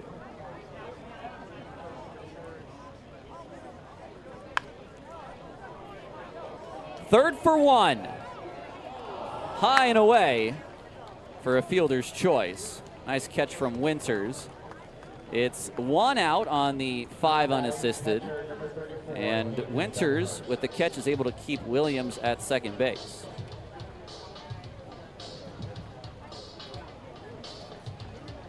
Well, it's just Jeter's third start at third base. And look, he has to field and then plant, make the long throw to first, and luckily Winters is a big target to save balls from going down the line. 6'6" over there at first. I can't help but think if you've got a guy like Jeter who's really a tall guy down there at third. Ooh. Boyd needs a second. Is he a little winded, or maybe he... Was it just on that play, or did he maybe go into the base? He's just trying to see if he went into the base wrong.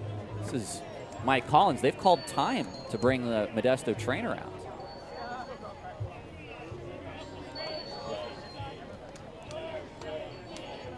Maybe just, again, I don't know whether that was sort of a little maybe temporarily slightly dizzy, or whether he actually stepped wrong on the base, but maybe some dizziness, lightheadedness.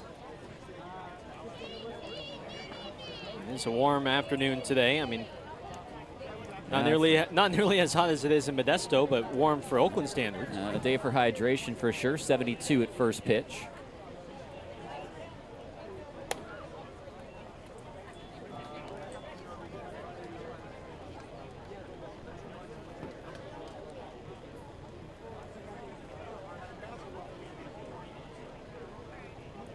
This is a huge at-bat for Mayer.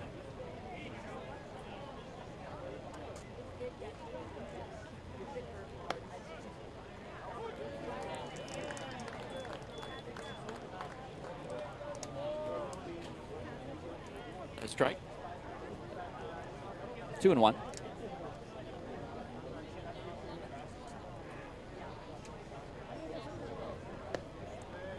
It's a nice take from Dunhurst there. Now 3-1. Figueroa is on deck. He was the first batter that Mayer faced. He's got to make a good pitch here. Dunhurst is 0 for 2 today, but he drove in 3 yesterday with 3 hits. That is a good pitch. Well, it'll start the races on the base paths.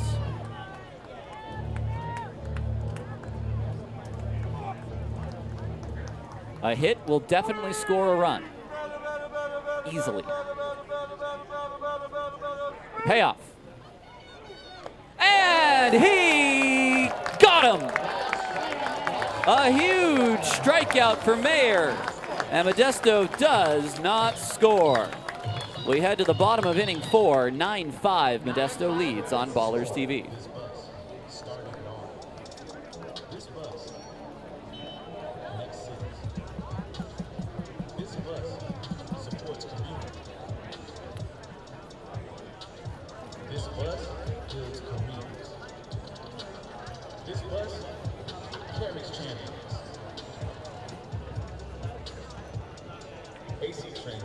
Driving the East Bay since 1960.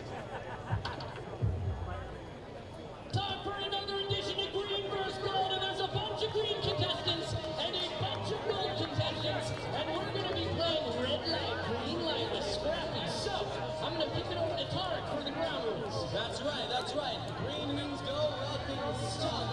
You stop on red in front of green. On your marks. Get set. Go!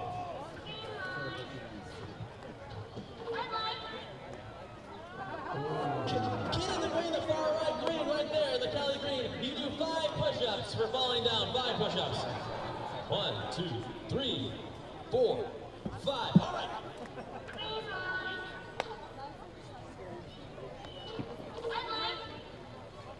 Oh, in the front right there. You do 5 push-ups right there. Everyone count. 1, 2, 3, 4, 5.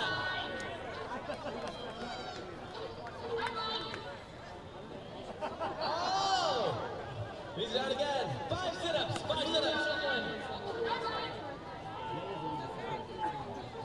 All 3 of you are out right now. 1, 2, 3, 4, 5. Bottom of the 4th inning, Ballers have kept Modesto off the board for the last 2 innings. They've had traffic on the bases, 2 men on in each inning, and Brock Mayer has kept it to 9 runs, I should say. It's now a 4-run game after the 3-run inning for Oakland. Ibarra, Blythe, and Moore heart of the order against the lefty Corbin Sally, who's at 83 pitches. Another long inning for Talley, and you may not see him out for a 5th.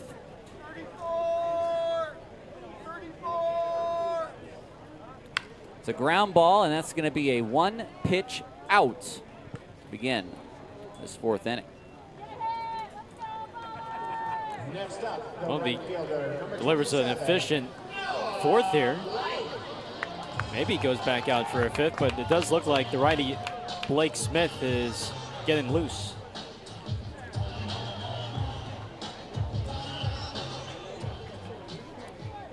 Blythe is 0 for 2 today. A pop out and a strikeout. Strikeout came with the bases loaded. 1-1 to begin this at bat.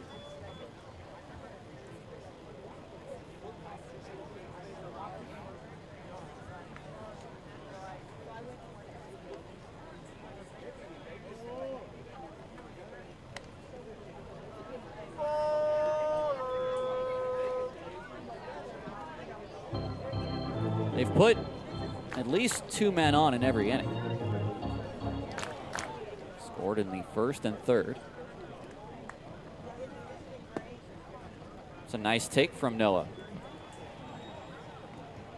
I mean, Talley has not missed by a ton whenever he is missing out of the strike zone. These are all, I mean, for the most part, have been competitive misses from the left-hander. That's weighted back. Hits the right field. It'll chase Boyd, or rather Torelli, to the wall for out number 2. Well struck by Noah, but he comes up empty here.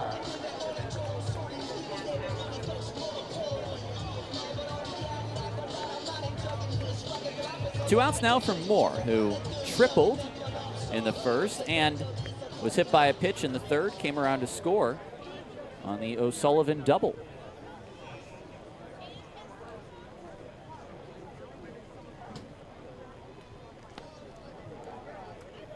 One. Well, there's a pretty good example of what you're talking about right there. That's a competitive first pitch. It's a ball and a half off the plate, but it's competitive. Dunners is not moving his glove to go get the baseball very much. And you can understand why he had so much success in the college ranks this season and how he's had really good success here as a professional now. Down the line, into the glove on one hop for Cannon, and it is an efficient inning for Corbin Talley, who's going to give himself a chance for a decision. No one scores in the fourth, and we head to the fifth, 9-5, Modesto. The Silver and Sensational Squad, our official Oakland 50 cheerleading group is back, and they're bringing the gold after winning a national championship in LA. Congrats to the SAS squad.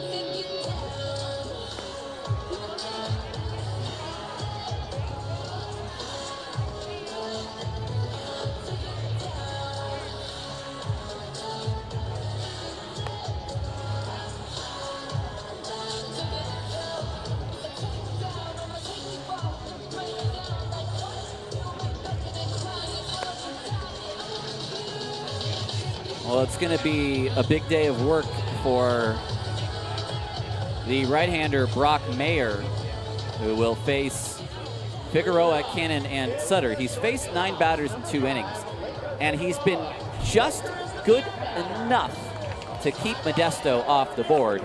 And you're looking for a third straight 0 to give Oakland a chance. They're only down 4 in this ball game. It was a 7-run lead.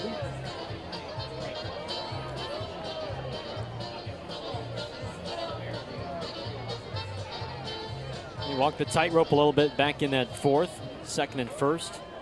1 out. First pitch is fouled back, and it gets a big piece of Kalura.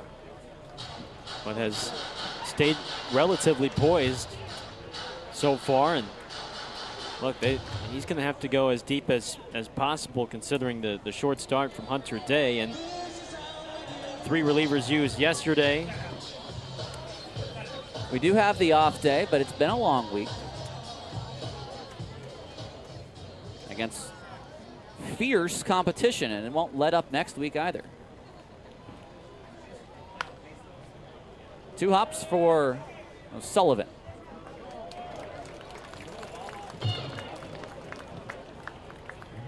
One away now for Cannon. A single in the second. He scored on the ground out by Johnson.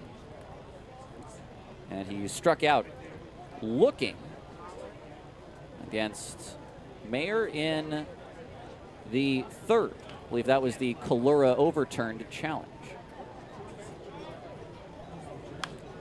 Fouled away. The Missoula Paddleheads,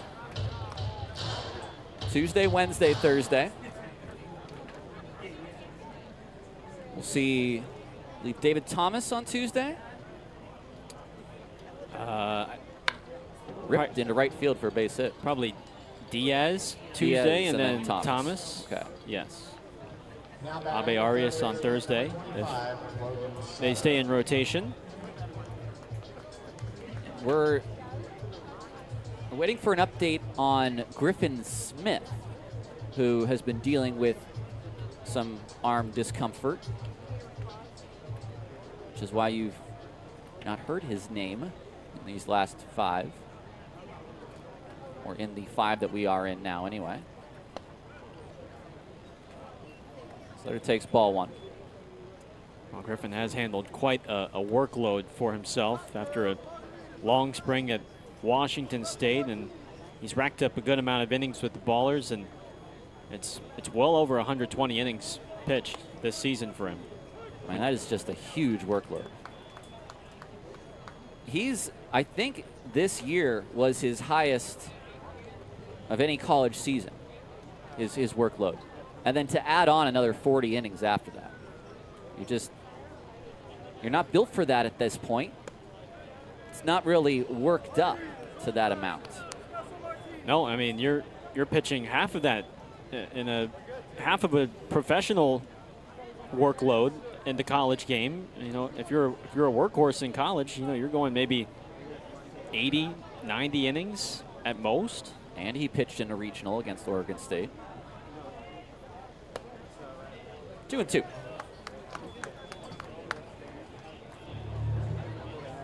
David Thomas has had a pretty decent workload as well for the San Jose State righty.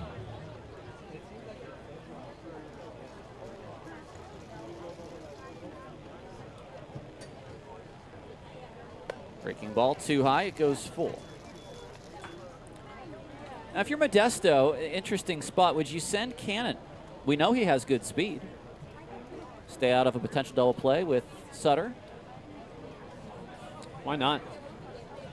Might be worth the throw over from Mayer. They are not running Cannon, and that is just off the plate. For Mayer, that's his second walk. He's also hit a batter, and another inning where multiple runners are on base. And we go back to the top of the order for Torelli, who is homered. He's put down a sac bunt and hit into a fielder's choice. It's been a little bit of a precarious day in each of the 3 innings for Mayer. Let's see if he can get out of it once more. First pitch taken down the pipe for strike 1.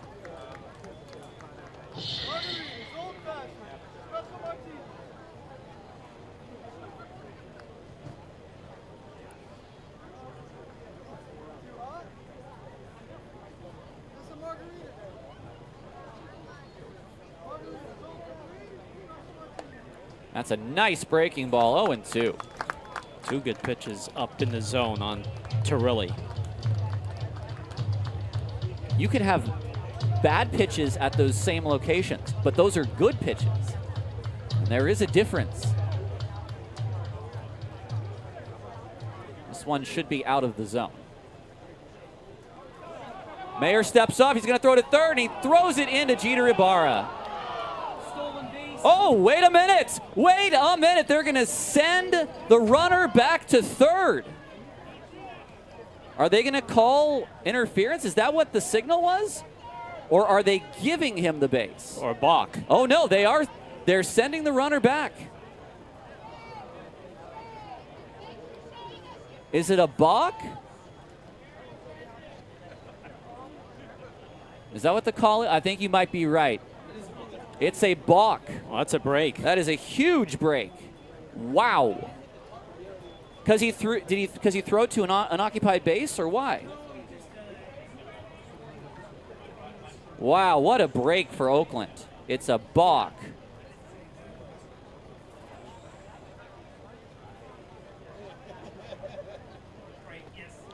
Well, there you go.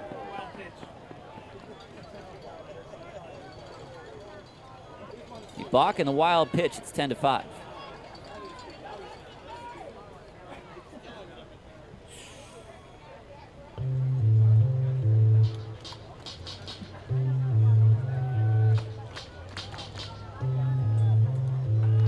Leave the infield in, though, in this situation on Torelli. It's now 3 free bases in this inning.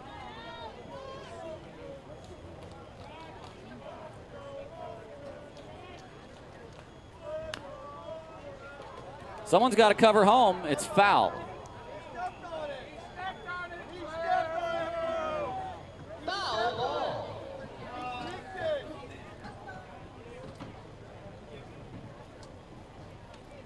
Almost another situation that worked out for Modesto there. Mayer's got to try and pitch for a strikeout here. See if he can go back to that cutter, perhaps. And Sutter might be coming home. They might try to push the envelope here.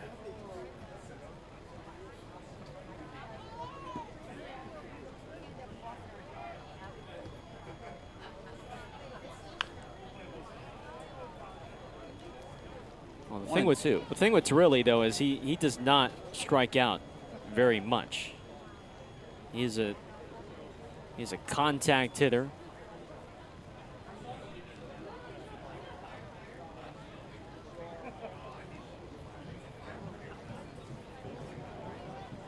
Pitch 6 of the at-bat. 91 up and away.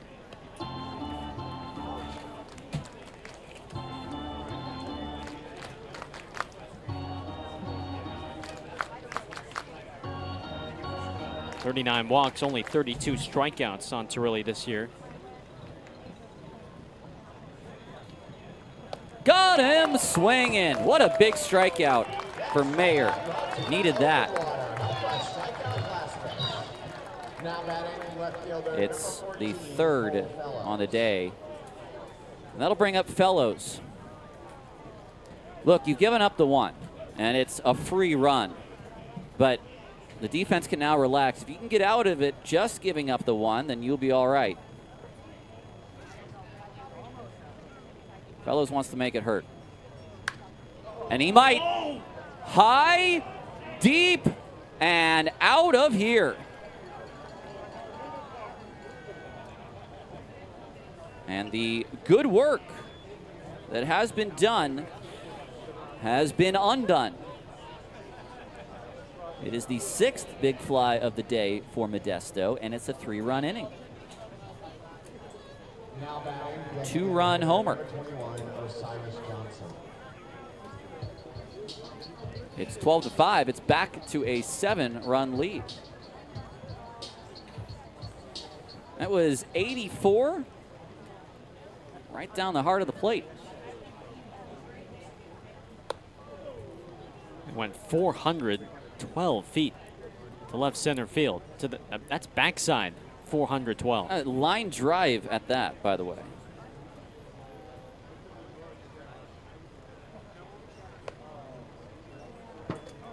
Two and 0.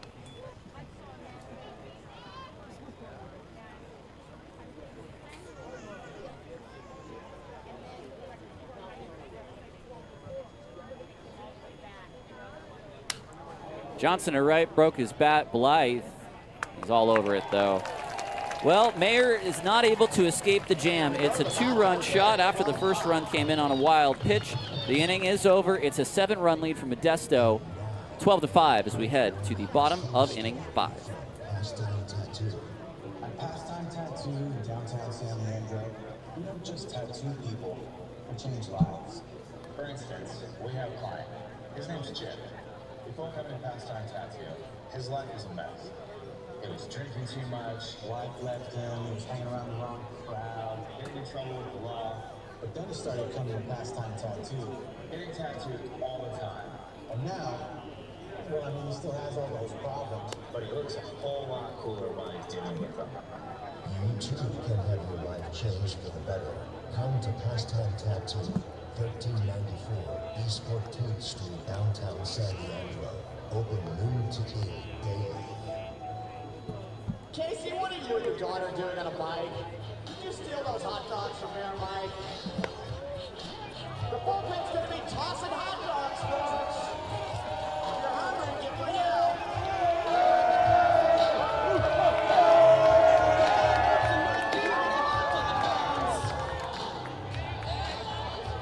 We've got Andy giving out hot dogs behind the plate. Scrapping in now, hot dogs. And the free agents are right field, you gotta make some noise. Shout out to our amazing concessions here at Romani Park. Give yourself a wonderful hot dog in the concession stand, and shout out to Casey and Harper Track. On the bike. Hot dog.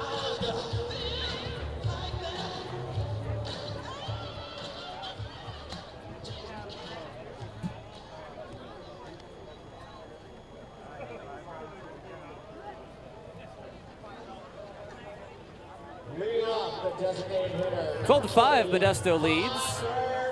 A 3-run fifth for the Roadsters. And Smith, Winters, O'Sullivan against Corbin Talley, who's thrown 91 pitches and needs 3 outs to be eligible for the win today. He's got 8 on the year. He wants that 9th.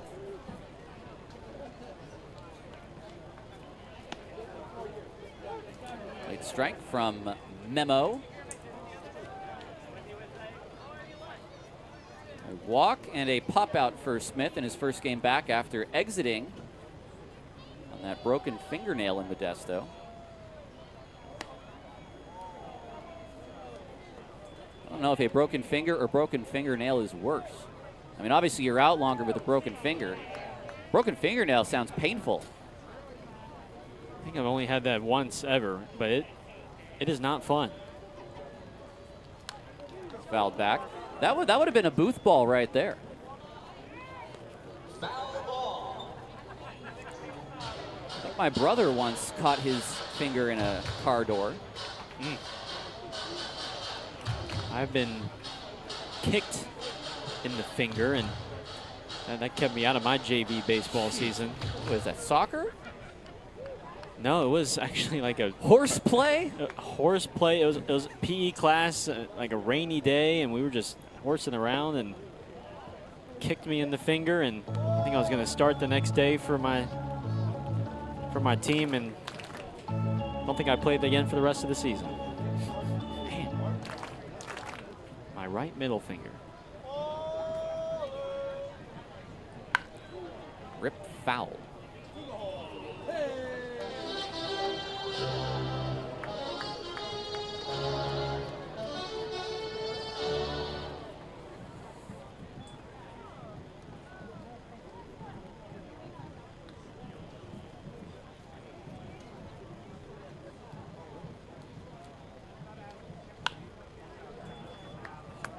Still 2-2.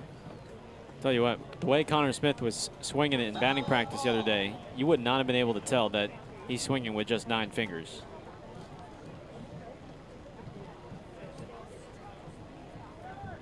To be clear, he does still have all 10. It's just that you can see, you might be able to tell on the broadcast that he's got that one wrapped and really doesn't have the utility of it.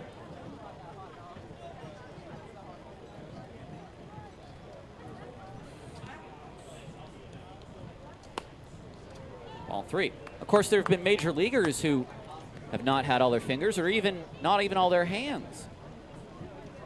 Multiple one-handed Major League Baseball players.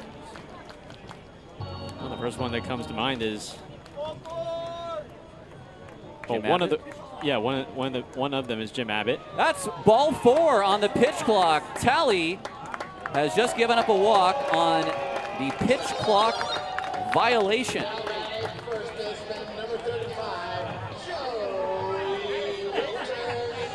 Alex Leach will have the conversation.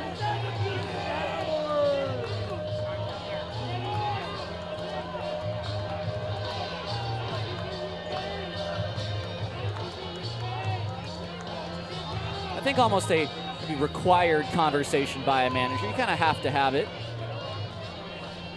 Leach being a pitching guy. Yeah. Well, that's a leadoff man on. In the 2 innings where Oakland did not score, their leadoff man did not reach. In the 2 that they did score, the leadoff man did reach. So what is next in that sequence for you, SAT math, folks? As this is high, this is deep. Joey Winters off the scoreboard yesterday, over it today. Whoa.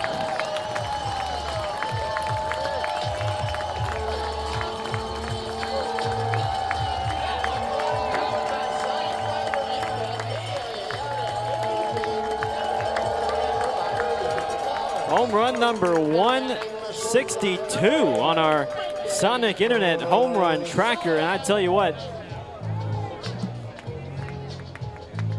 for a guy that maybe was profiled a little more contact over power, at least that's what we heard. Well, we've seen maybe more power with the contact. 417 to right center field. Well, as the conversation, we're going to have that conversation after the break. Tally does not get through 5. We go for a pitching change, and we'll be back on Ballers TV. 12-7, Modesto. Ballers, thank you.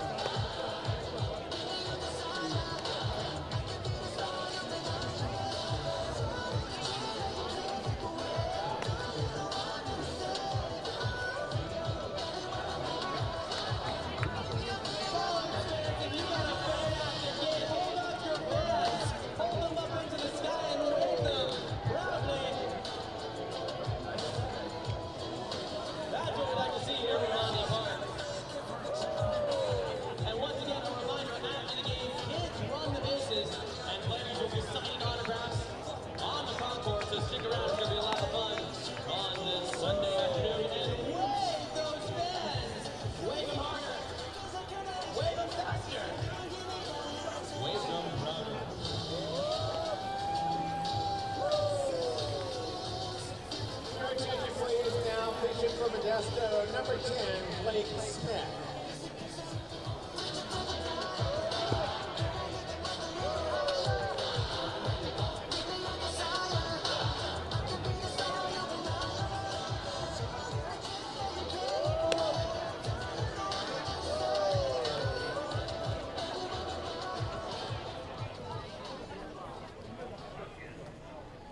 Well, Joey Winters, 2 games, 2 home runs. The new righty is Blake Smith. He takes over for Corbin Talley, who goes 4+ innings and allows the 7 runs. We thought maybe we were going to see Smith in yesterday's game, but it did end up being Bridger Holmes that came in at the end of that contest. Here's O'Sullivan. I think, now certainly there's been longer home runs hit to right field. I think that's the first one that actually went over the scoreboard. Over the scoreboard, and I think it landed on top of the second batting cage.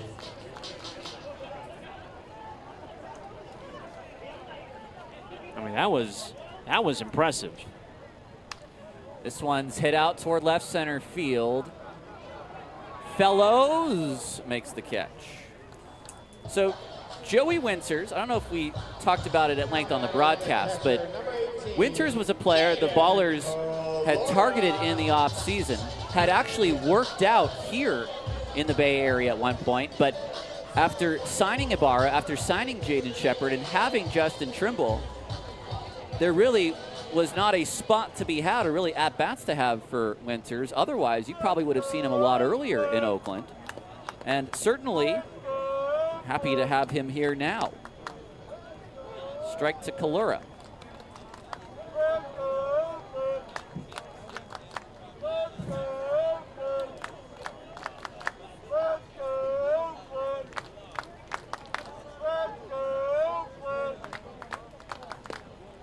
And of course, the team's assistant general manager really likes his big lefty first baseman.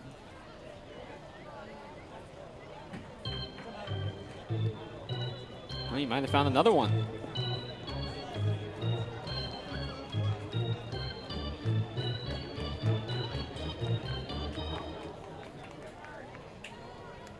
Is that a second person reference rather than a first or third? I think so. Here comes the 0-2.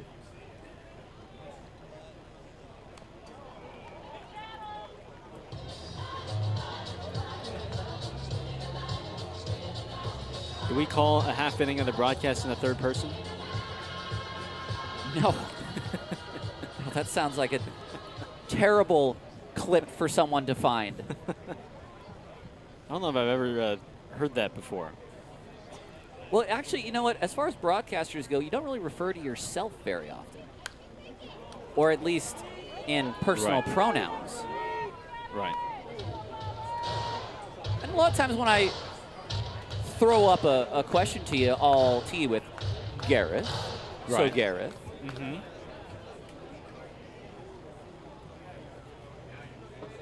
But we can break down, or rather break ground on Ballers TV if you so desire.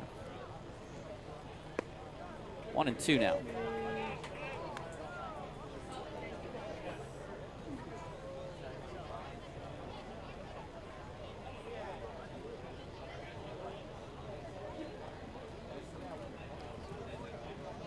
Ballers down 5.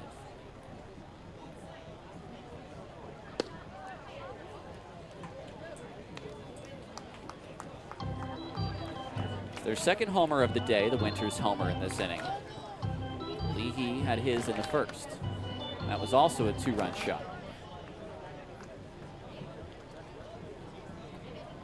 It's a good answer back for the 3 they gave up in the top of the inning, but here, Kalura strikes out. To the top of the order, the center fielder, number 9, Isai Santos. 2 outs for Isai.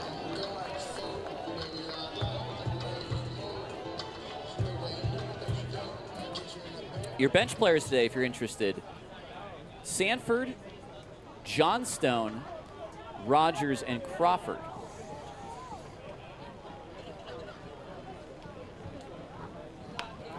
Slowly hit. Figueroa completely misplays it. E6 for Isai. Second baseman, number 23,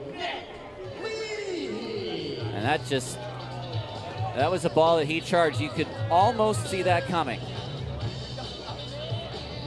I mean, credit Eastside, too, for hustling right out of the box, because Figueroa knows he's got to get rid of that ball quickly. He's got to try and backhand that and fling it ever so quickly, but never got a glove on it. It's a righty now for Nick Leahy.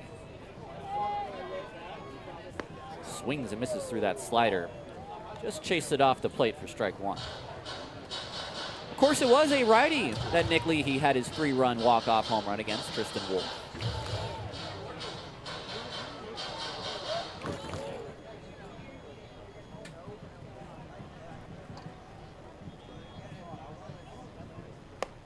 Too high.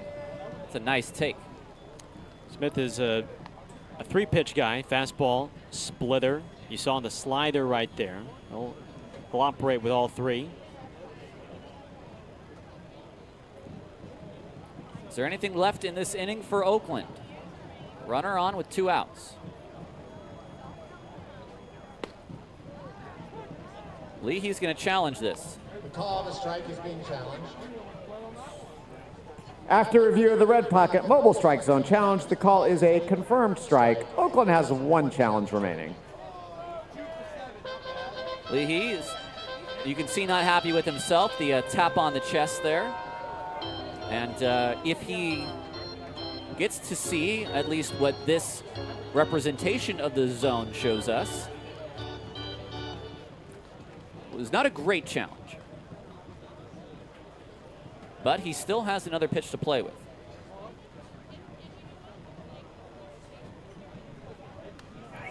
He got him. Tipped it in the glove of Dunhurst. And the inning is over. Something for Oakland in the inning. It's the 2-run home run, the mammoth home run by Joey Winters to make it a 12-7 game as we head to the 6th on Ballers TV.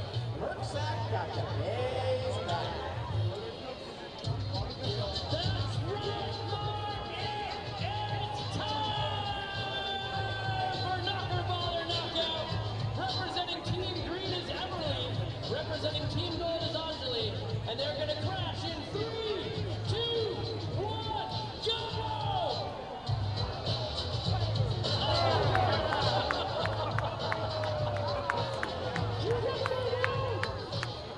Back up.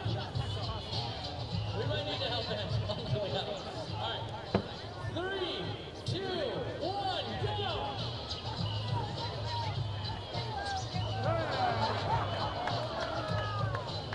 It's a good technique. If you just ball up, you roll, and you stay perfectly protected by the bubble. All right. I think Team Green's going to win. 3, 2, 1, go!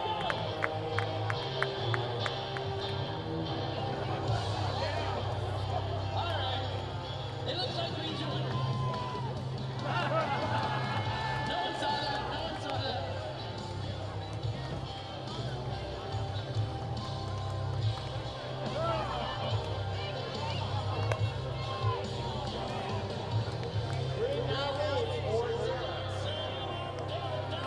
Please now pitching for your Ballers, number 26, Alexis Neros.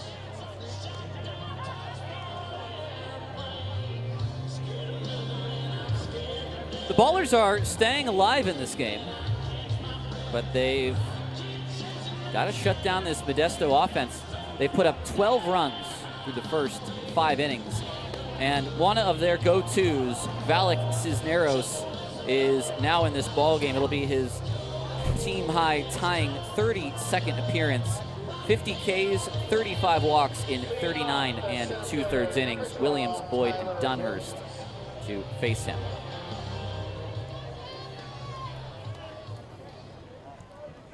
Three good, not great, innings, good from Mayer, who gives up 3 runs in those 3 innings. First 2 were scoreless, but not necessarily clean, and then almost got out of the big jam. And it's back-to-back sliders from Cisneros against Williams for a quick 0-2. We might be asked to throw the 6th and the 7th.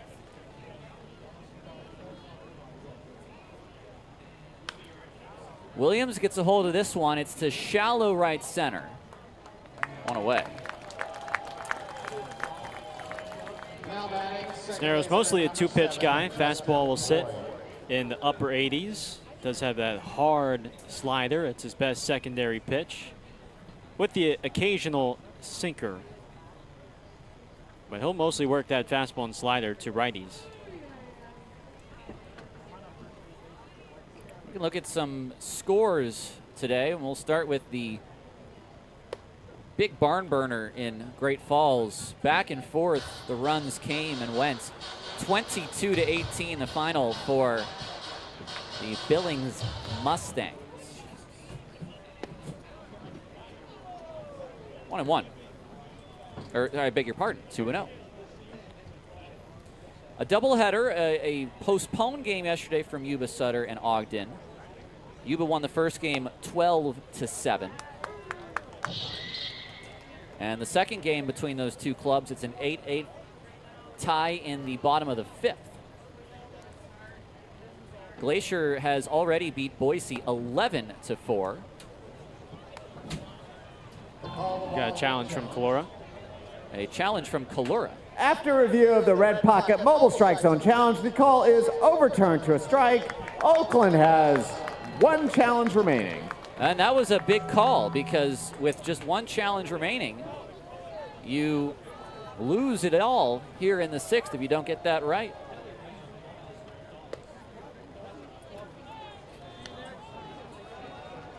They go full. Laying off those sliders is Boyd.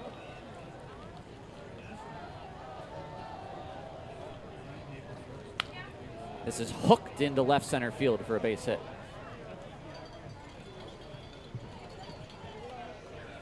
Now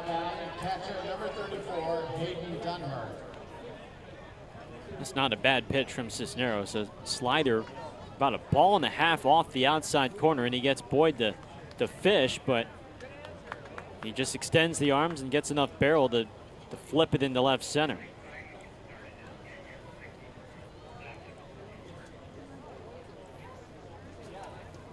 First pitch to Hayden Dunhurst is a fastball for strike one.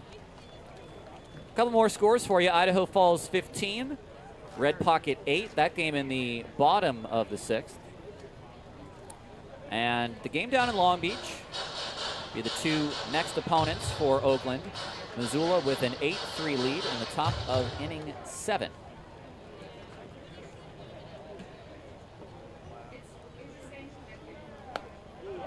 And a miss on back-to-back fastballs. 2.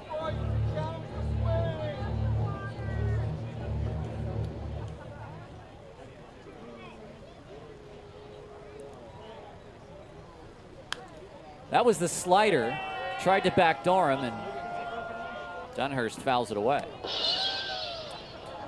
Maybe wanted to catch the corner a little bit more. Caught a little too much of the plate.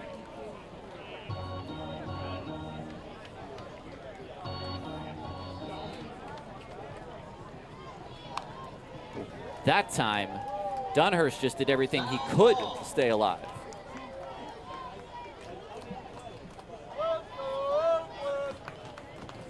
We've had some guys with some great sliders on the team this year. Cisneros, Rocha, Tornero. That is down the line for a base hit. It's just going to be one. I thought for sure it would only be one for Dunhurst, but it's only 90 feet for Boyd. And to be honest, that kind of feels like a win. It's another pitch that, I mean, it's not a bad pitch by the book by Cisneros. That's a fastball, maybe 2 balls off the plate, which Dunhurst just fishes the other way. So he's given up hits, but can you say he really, I mean, Modesto really had to earn them. Hasn't given to them by any means with the location. Slider to Figueroa. Oh, that was an interesting back pick throw. Extremely late back pick.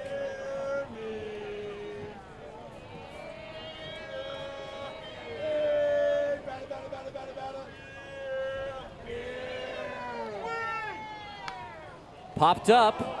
Kalura. Does he have a chance? No. But it is 0-2.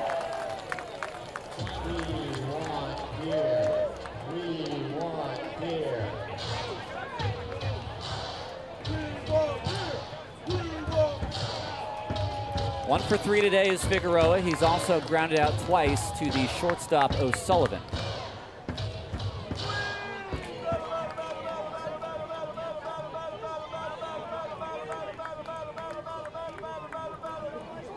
The 0-2. And he got him.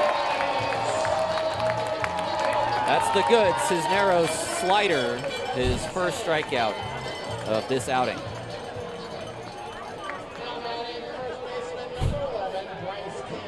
.50 strikeouts in 39 2/3 innings out of the pen. And I bet a good chunk of those 50 strikeouts, the majority of those 50 Ks have been with that slider. Got to get Cannon, though. It takes the fastball inside.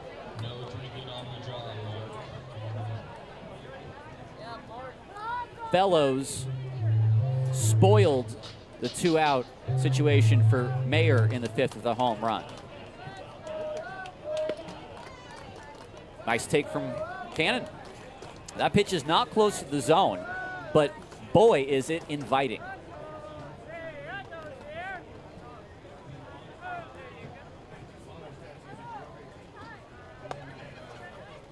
Not good enough there. There's a case to be made. Well, I take it back. First base is occupied. There's a case to be made to not just throw one right down the middle. And that's a 4-pitch walk. Now batting the third baseman. I was going to say there's a case to just show up 4 fingers, but you don't usually do that to load the bases. Does bring up the right-hander, Sutter. This is his first at-bat of the day. 2 walks and a hit by pitch.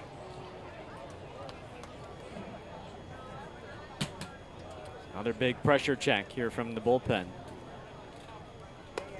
It's a pressure check. It's a smog check. It's all kinds of checks right now. Valak is now behind in the count.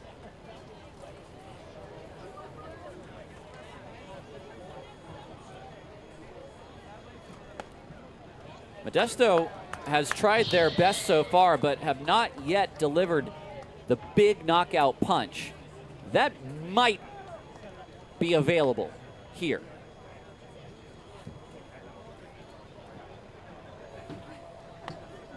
Back-to-back sliders.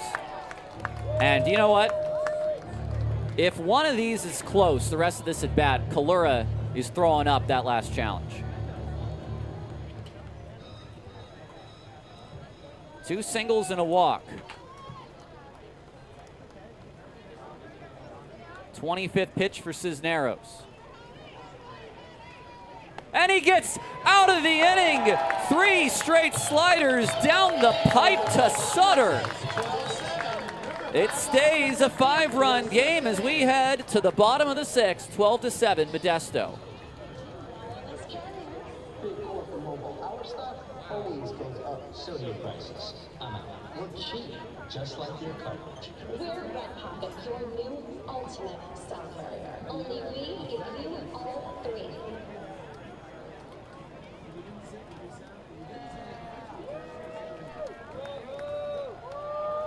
It's time for the cheer challenge, everybody.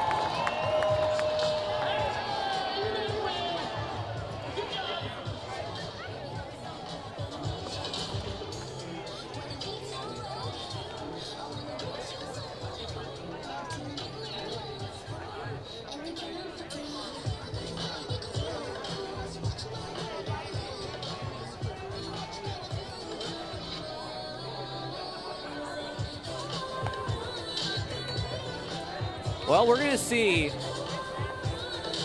what is left in this game for Oakland. They have tried hard to really get back in this game. It was as close as 4 runs. Right now it's 5.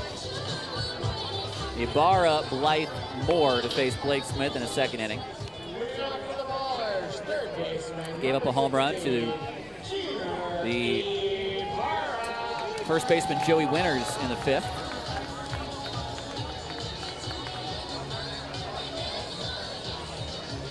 Ibarra today is 0 for 2 with a walk.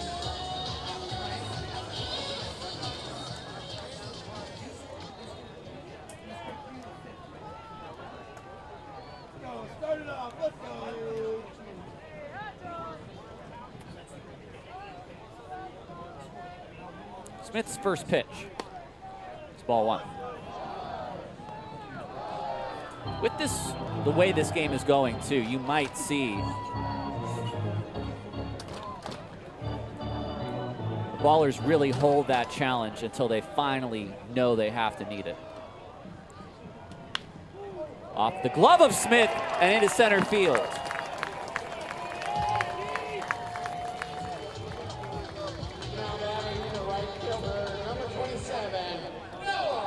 And Smith is in position to potentially make that play, but I'm not sure if he got a glove on it. He might have gotten a piece, but either way, because Ibarra hit it so hardly on the ground. Well, sometimes as a pitcher, you're told, pull back. I don't think that was a, oh, I'm going to pull back. I think that was a, I'm trying to make this play. Well, I think any time it's hit right at you like that, you have a chance. I think you got to go for it and give yourself a shot.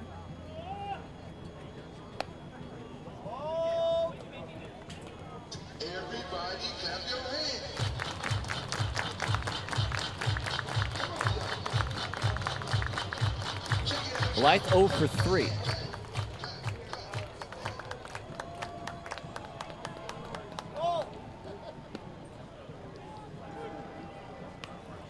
Ballers today the recipient of 4 walks and a hit by pitch so far.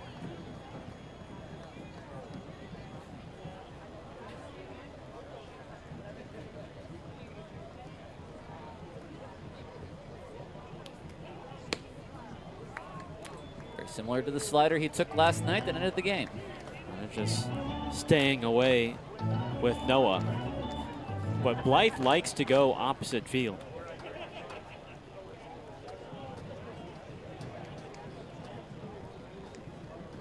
A hitter's count 2-1. That's a patient take.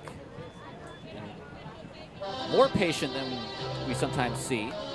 Now that may have been a case where Noah was looking fastball and then just let it go. May try to pick the outside with a slider. They try to pick the outside with a fastball.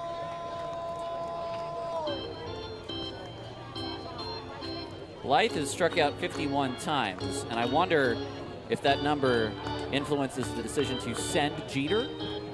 5-run game. Do you want the base runner? Avoid the double play? He stays. Tied. It's a 5th walk.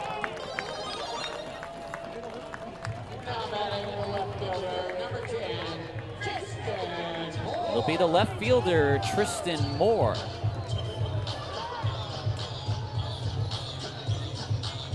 Tripled in the first inning. Almost got it out of here, right where that right field pitch clock is. He also was hit by a pitch, and he grounded out to first. Defense is playing back as the first step off for Smith, and the mimed throw.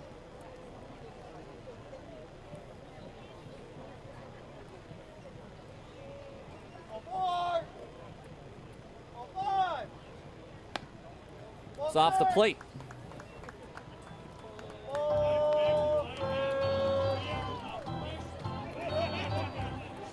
Modesto has the bullpen hot on right center. Looks like it's Dawson Goins warming up.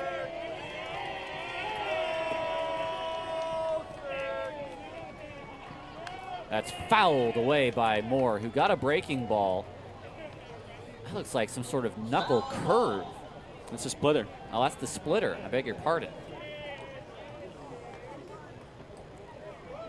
It's a healthy hack for Moore. And it hung out there. But because he hadn't thrown it in such a long time, Moore not able to put it as best of a swing. That's a good one. This time he gets it. Where will this land? 429.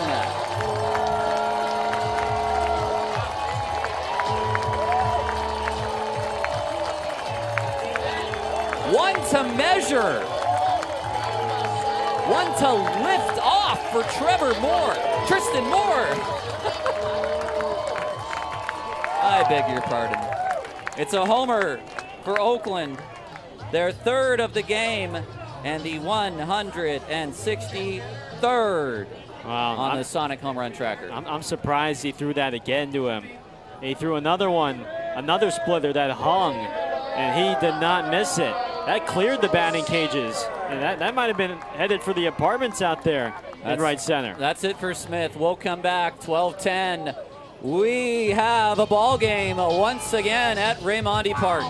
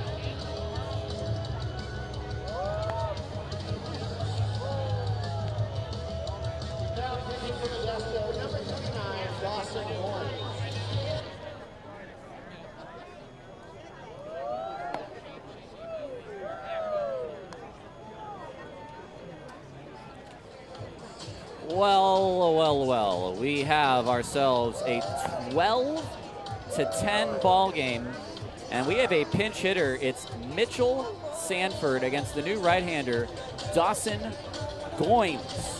We just saw Goines 2 nights ago.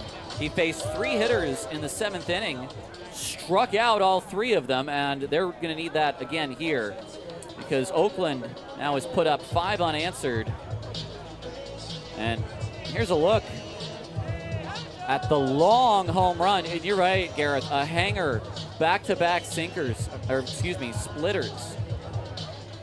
Well, he got him out in front on the first splitter, which was a foul ball, and then the second one, basically the same spot, and he clears the batting cages on. Sanford out of play. We may see Mitchell Sanford remain in this ballgame the rest of the way.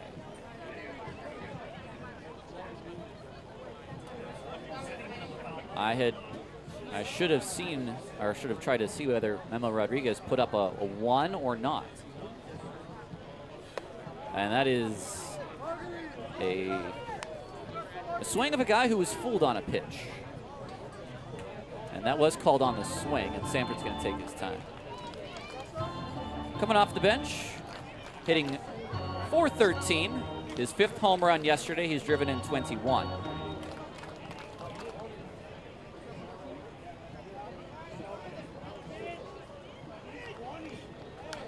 Weighted back that time. Got a piece of it. A decent pitch to hit as well.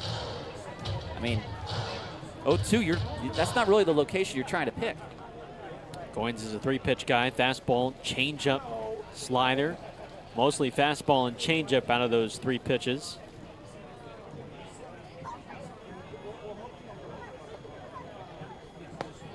Strike 3 call.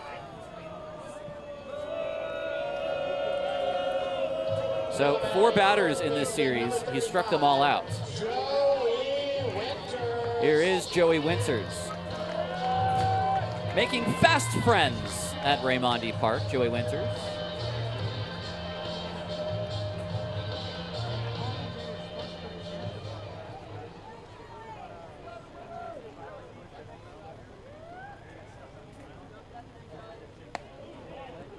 Just pitch a touch inside. Want to know.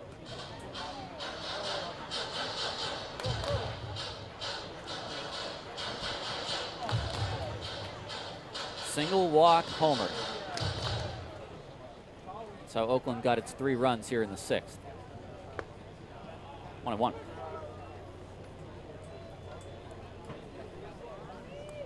It was a 12-10 ball game in the bottom of the 9th yesterday.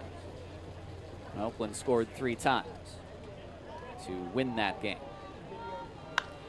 This is off the end of the bat. This is right behind second base. 2 quick outs now for Goines. Now batting the shortstop, number 8. I have to believe if he retires Sullivan very quickly, they will keep him in for the 7th.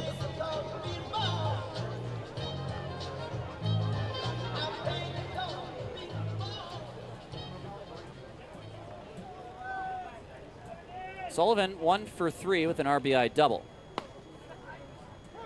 Strike 1. Up to this point, he's been the sharpest out of the pen for Modesto, and a team that's lost 4 in a row. And right now, I think Alex Leach, it does not matter who's out there. He needs outs. Oh, that's a stone cold take from O'Sullivan. I don't know how you take that pitch, unless you're not looking for it. That is a perfectly placed slider.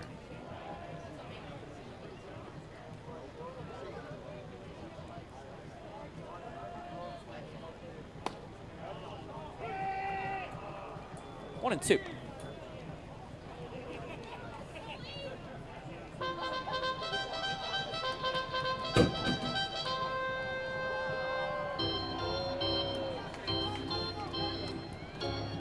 Baller's got a man on with 2 outs in the 5th. Weren't able to bring him in after scoring 2 runs on the home run. Here they've scored 3 on the home run. Is that it for the 6th? We'll see. Blows away O'Sullivan, and that is the 6th. Goings goes 1, 2, 3, but the 3-run shot for Tristan Moore has it a 2-run ball game as we move on to the 7th on Ballers TV.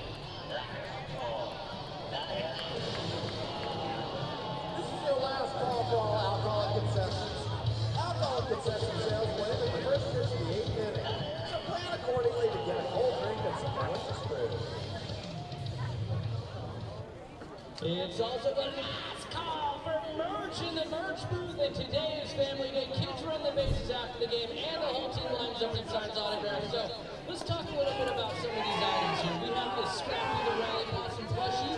He's wearing the cool Little League necklace here. We got a Scrappy the Rally Possum bobblehead, and we also have Scrappy plushie keychains in addition to lanyards to do your pin trading with. So come on down to the merch booth. We have all kinds of fun things here for kids and adults, but you know, it's Family Day, so get your plushies while you can.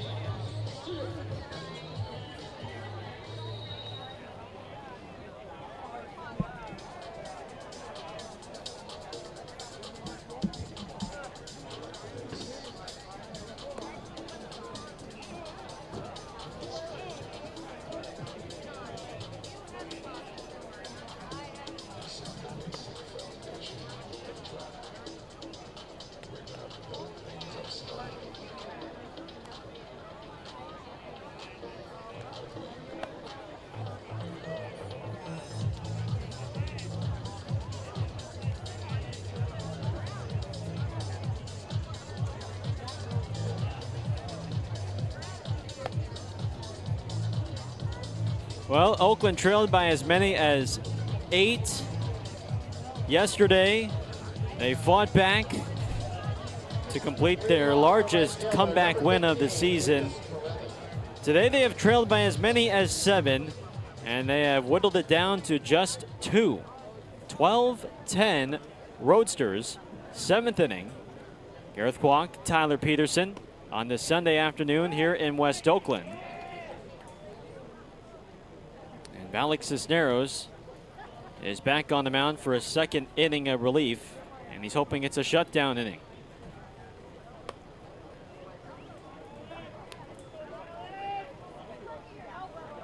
Oakland has not retired Modesto in order. They have not faced the minimum at any point in this game. Modesto has generated a ton of traffic today. 2-run game here in the 7th. 2-2 on Torelli, who led off the game with the homer just 3 pitches into the game. 1 for 3 today.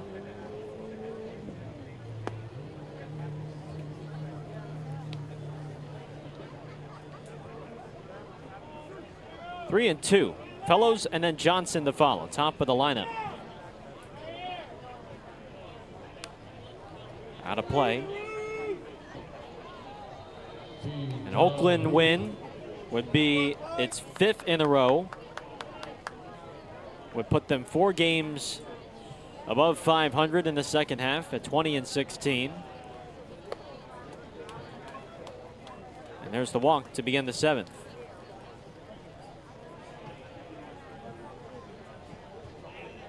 And 1-2-3 frame will have to wait.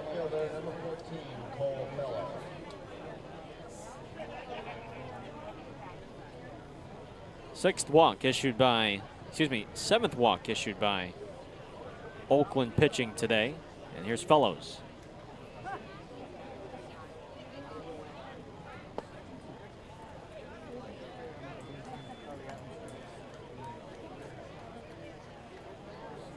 .32 pitches for Cisneros so far in relief.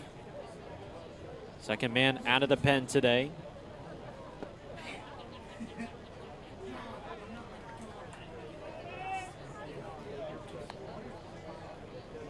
Modesto trying to end a 4-game losing streak. Grabbed their 29th win of the second half. And they're 56th overall. Wow, Fellows swinging for the fences there. 2-1. It was a wild chase up high in the zone.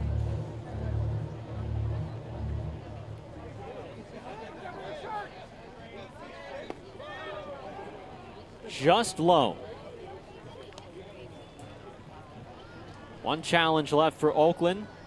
No challenges left for Modesto. 3-1.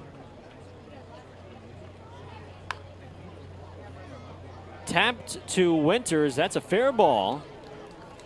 Right on the bag for out number 1. Now batting, designated hitter, number 21, Osiris Johnson. So really the second here is Osiris Johnson.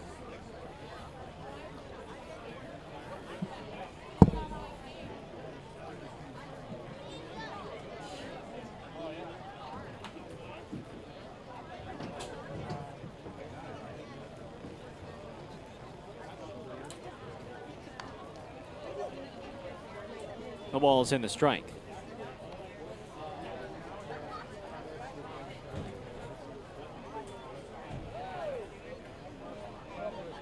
Johnson has homered.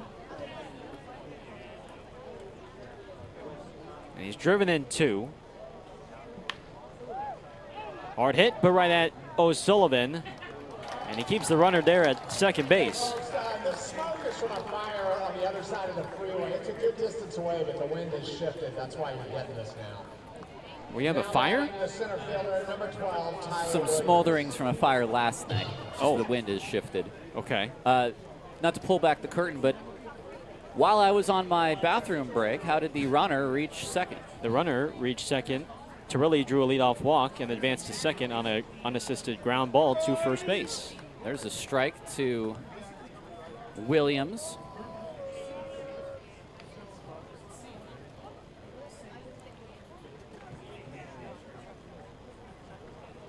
A 1, fouled away. Williams flied to right against Cisneros. He has now faced a 10th batter. Let's go, Oakland! Let's go, Oakland!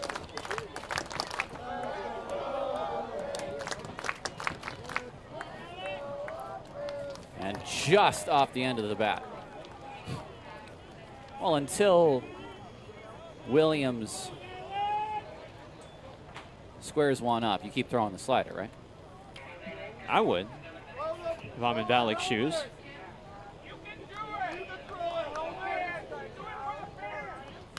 It's a fastball, and it's fouled at the plate.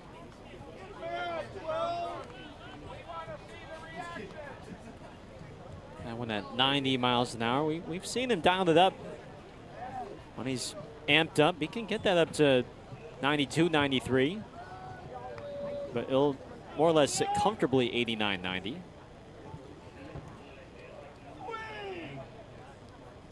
Ground ball. Ibarra needs to have a good throw against the quick Williams, and he does. Just in time. The Roadsters do not score, and we move to the Planet Fitness 7th inning stretch. Ballers down 2 on Ballers TV.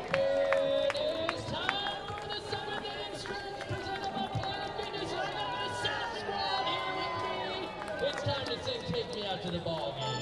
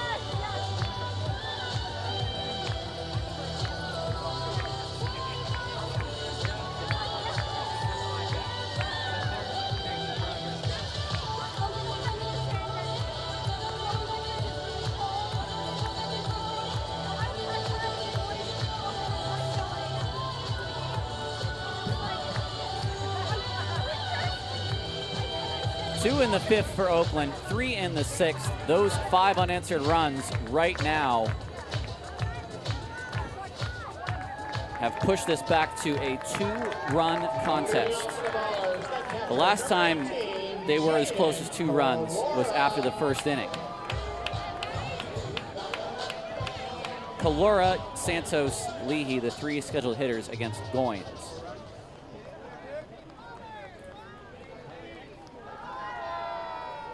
First pitch is high and away. He threw just 11 pitches to get 3 outs in the 6th. He struck out 5 of 6 batters in this series.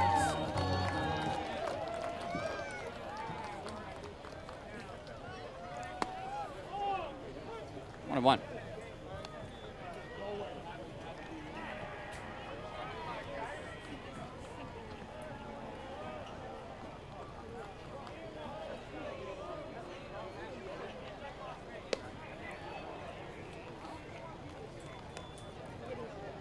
Kalura is not a bad at all leadoff man, and of course we saw him lead off quite a bit because he's a high average, small strike zone hitter. He can get on base better than most.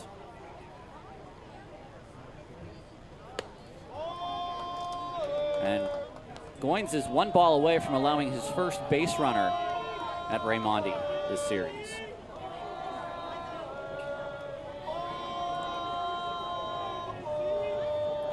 A long way to go in this one.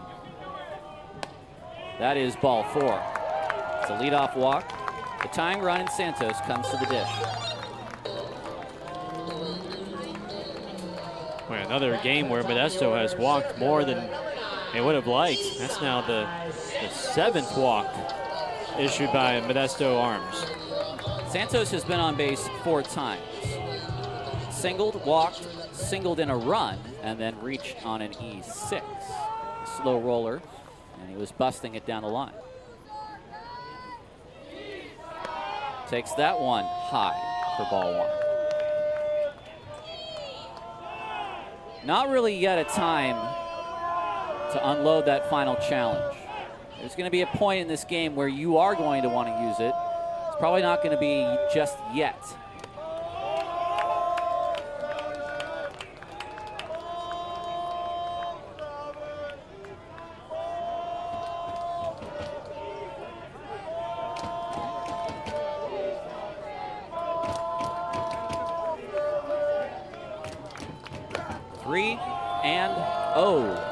These have all been easy takes for Eastside.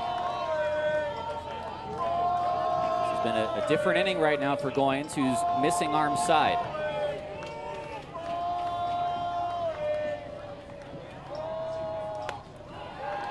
A 4-pitch walk. And it's 2 on for Leahy.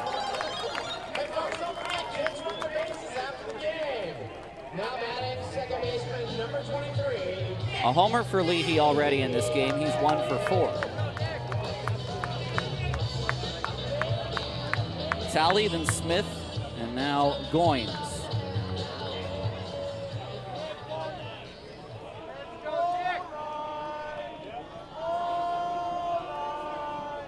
Here's the first to Leahy.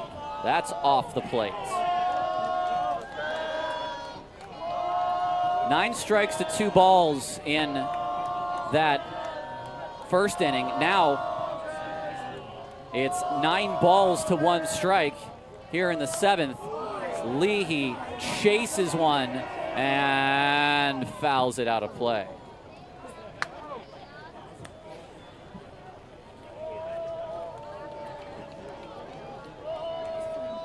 Trying to give Oakland the lead. And maybe he was just trying to ambush Goins a little there.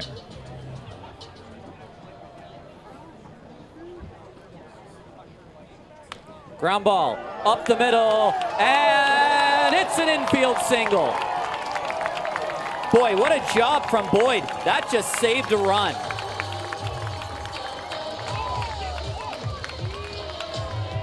That gets through. Kalura is scoring, and Isai's probably at third. That was ticketed for center field. Yeah, I mean, look at that. Look at how high that hop gets on Boyd, and he's not necessarily the biggest dude out there at second base, but the extension to keep it on the infield and buy Goins at least another batter. But this is a tall batter to face here. It is Jeter Ibarra. And it's ball one. They are behind. They are losing, the Ballers. But boy, do they have the momentum on their side.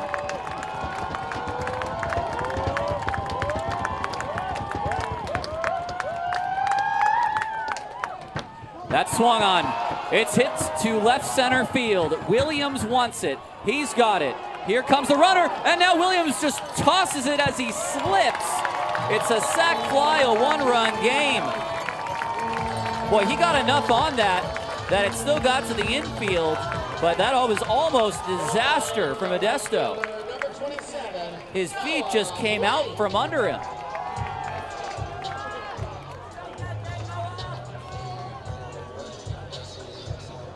You see him circle up behind the baseball, and then, yeah, he's trying to plant the feet and hurl it back in, but both feet just give out.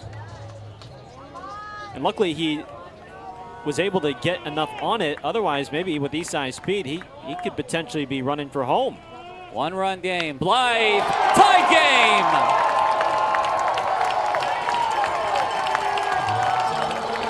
Down 8 yesterday, they tied it in the 9th. Down 7 today, they tie it in the 7th. And it's Noah Blythe's first hit of the game. Well, he's been one of the best hitters in this series, and you just had a feeling that he would break through in this game. He hit the ball hard in the 4th. And what have we talked about in this series? He loves the first pitch. Gave him a fastball right down the pipe. And he's not missing that very often. Dawson Goins will depart.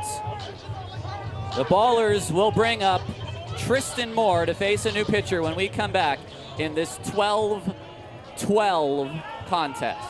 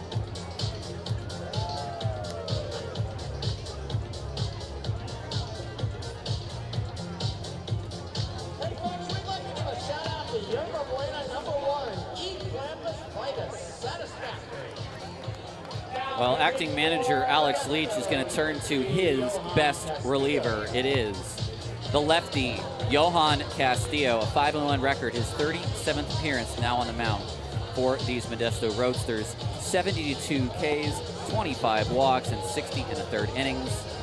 A 3.58 ERA. He has to face Tristan Moore, who had a 3-run home run in the 6th. He's tripled and homered.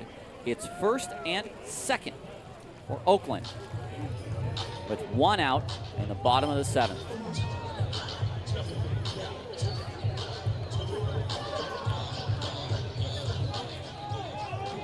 We've not seen games like we have seen from this Modesto team this year.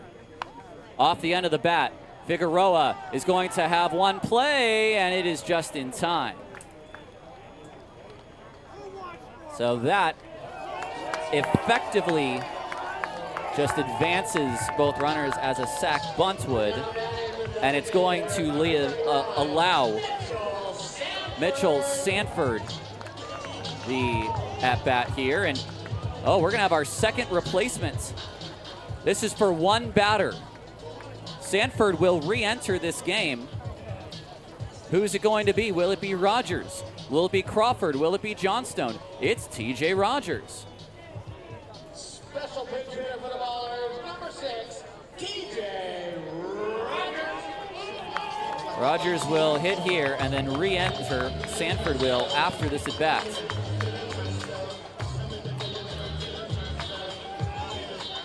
That leaves Crawford and Johnstone as the only two remaining on the bench for Oakland.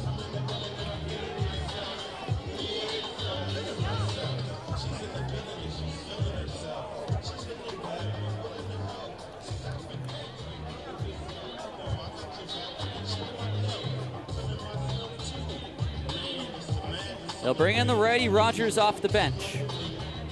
TJ was a pinch runner yesterday, started on Friday and homered, and drove in two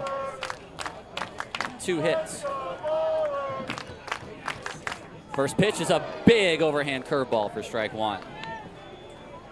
Well, he didn't bring him off the bench to watch pitches. He brought him off the bench to try and hit pitches. Sometimes that first one is the best when you get the whole at bat.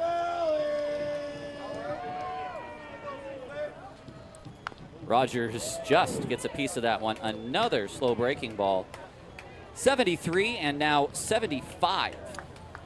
Well, Castillo comes almost, not quite over the top, but it's a pretty high arm slot. And with that changeup that's spinning at 1,700 RPMs, it's a tough pitch to see out of the hand. Now he'll have to shorten up if he can.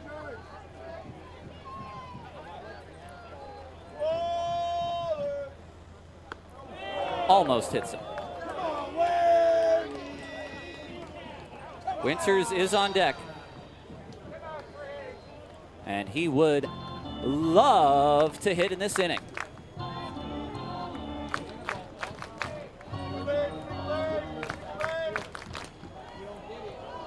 Rogers foul.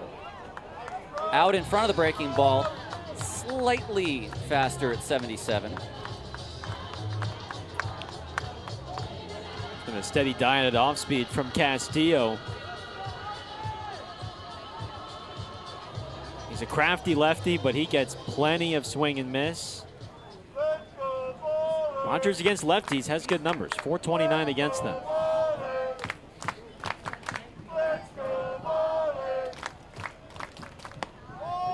Strike three called. Rogers is going to challenge. It will be allowed.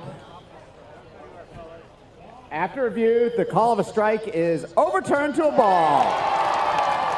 Castillo was past the third base foul line. Dunhurst was almost in the dugouts, and now they all have to come back.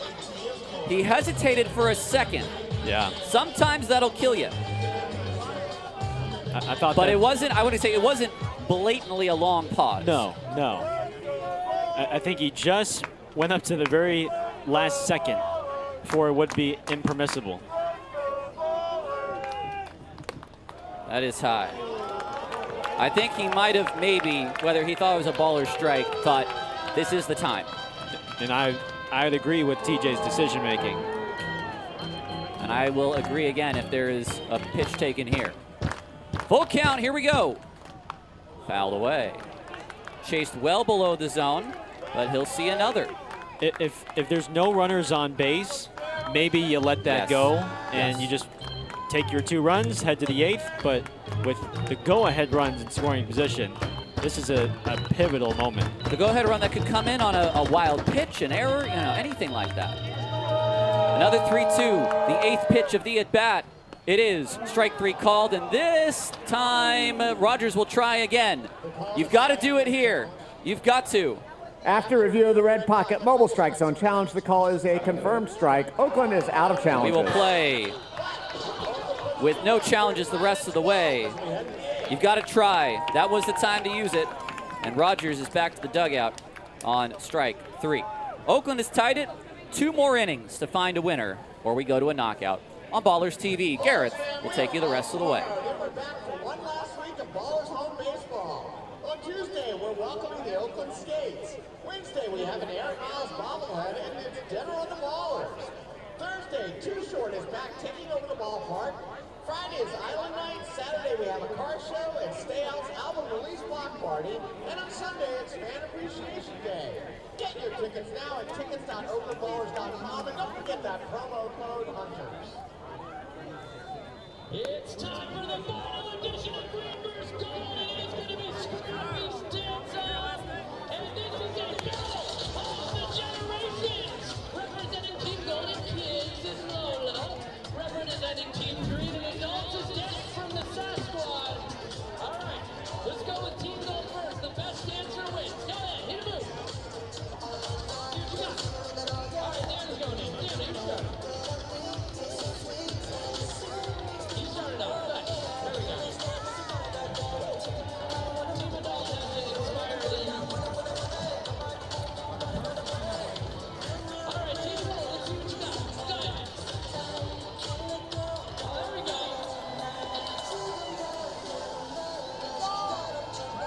All right, let's get Dan back in there. Team Green, let's see what you got. Let's go. All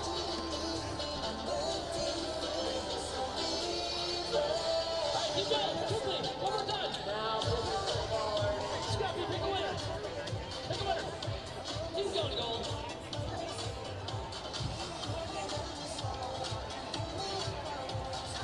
Welcome back to West Oakland. Another barn burner here at Ramondi Park between the Ballers and the Roadsters. 12-12 our score. Julio Rosario in to lead off the 8th. And he faces Justin Boyd, Hayden Dunhurst, and Laker Figueroa. Oakland trailed by as many as 7 in the 2nd inning.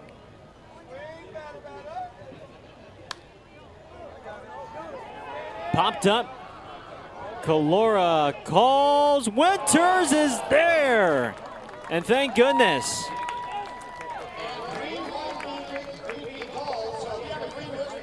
Well, Winters had the better play. I just don't think he communicated with his catcher. Well, Calora appeared to call, but as soon as that ball drifted, it was increasingly going away from him. Yeah, if your catcher is falling back toward the infield, it's not really a ball for him to take.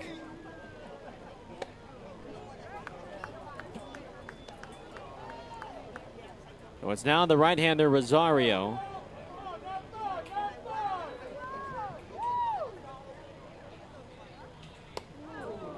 Two balls, no strikes. 94 up and in. Rosario, the 24-year-old from Azua in the Dominican Republic. Former Royals minor leaguer.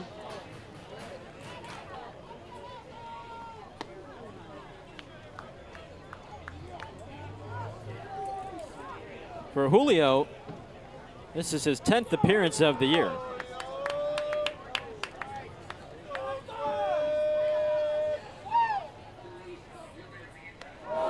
And he drills Dunhurst with 94.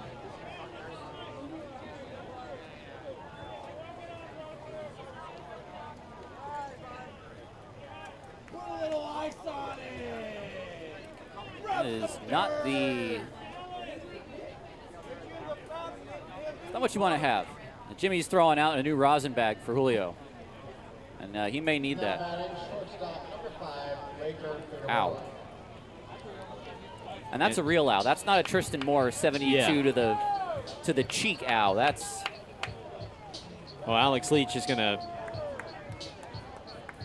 probably run for him anyway. Yeah. This will be Devin Hernandez Friday night starting pitcher to run for him. It's not uncommon for Modesto to use pitchers as pinch runners. Tremaine has done it. I think Alanis has done it at some point. And either way, Dunhurst has been dinged up the last couple of weeks, so save him some time on the bases. Well, there will only be one true pitcher base runner, and that is Zach St. Pierre. He will be the best of all time. No pitcher will score more runs than he. This is Figueroa. Rosario's got big-time strikeout numbers. 20 strikeouts in just 9 1/3 innings. But he has walked 11.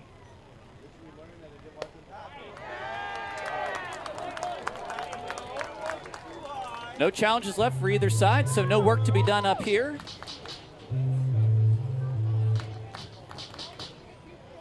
At least that's what I was told. I can take the rest of the game off, right? Our guy Max is off the hook. 93. Swung on and missed. 1-2. Swing like that, high heat, or do you get out the good Rosario changeup? I might throw the change. The first changeup is always the one I'm worried about, because he's gone fastball grip this whole time, right? Correct.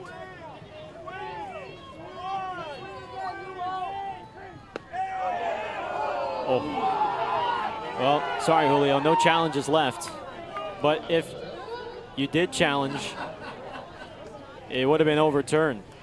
That is right at the knees, but Memo Rodriguez says just a hair low.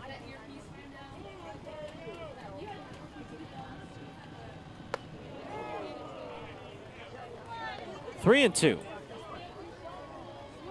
Now the question is, does Hernandez go on this pitch?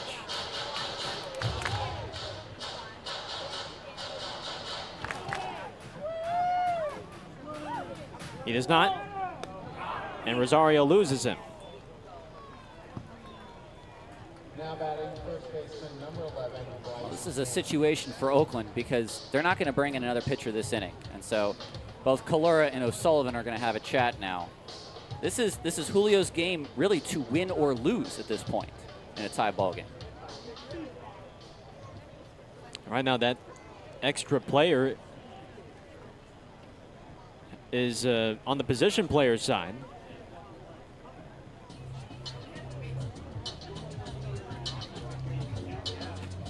Now Bates could be available. He only threw one pitch yesterday. It's true. But Chavez, Pazdera, those two not likely. Maybe Darden, but who knows? There's Bryce Cannon. Deep left center. Santos. 2 down. And I think this whole press box had a collective heartbeat skip. Off the bat, I thought that had a really good chance, but it has cooled off since first pitch at 72 degrees. Probably what, 68?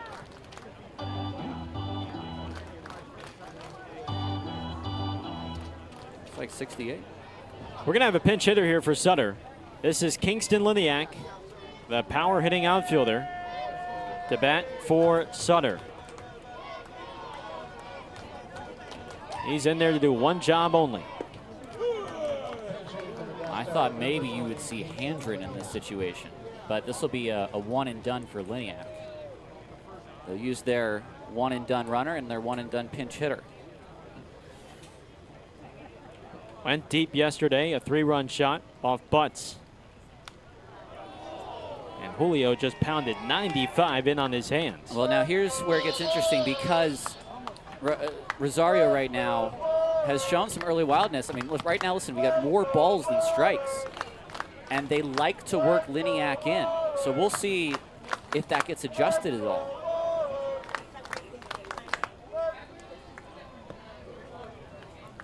Two and one. I mean, right now, these runners, they could take off. Rosario can't worry about them. He just has to focus on Liniak. This is the battle. This is the one that matters right now.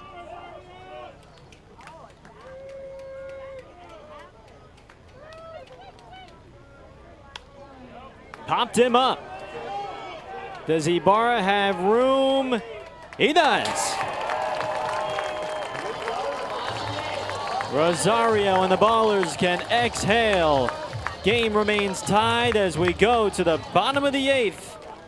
Winters, O'Sullivan, Calora coming up here on Ballers TV. Ballers fam, it is time to crown our fan of the game. I'm going to see how far I can walk backwards while looking around. This is a test of skill. But I do have somebody in mind because I learned that he's the #1 TJ Rogers fan on the planet and a big fan of the USF Dawn. So I'm going to run up here.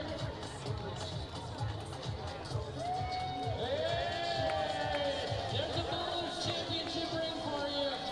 You're a Ballers fan of the game. Wave to the camera.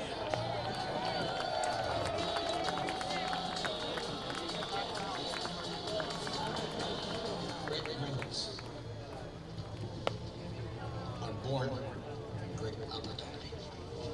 You all know what you have to do. Forget about the crowds, the size of the school, the fancy uniforms. No one comes into our house and pushes us around. Unleash the fury. If you put your effort, concentration, and plan to your potential to be the best you can be, I don't care what the scoreboard says at the end of the game. In my book, we're going to be winners. Tonight, we stay and we shut them down because we can. Let's do black guys. This is our pond. That's right. He was right. We got to take it to these guys. I want you to get up now. Unleash the fury. I want all of you to get up out of your chairs. The family's standing up to them. The security guards are standing up to them.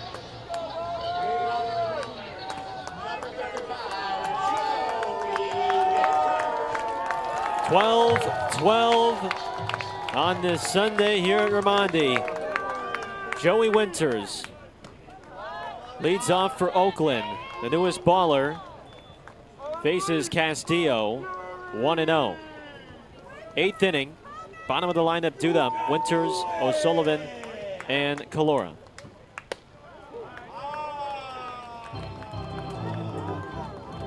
It's been a productive weekend for Winters since arriving on Thursday. 4 for 8 this week, including another homer today. There's a strike, 2-1. His 2-run home run in the 5th traveled 417 feet.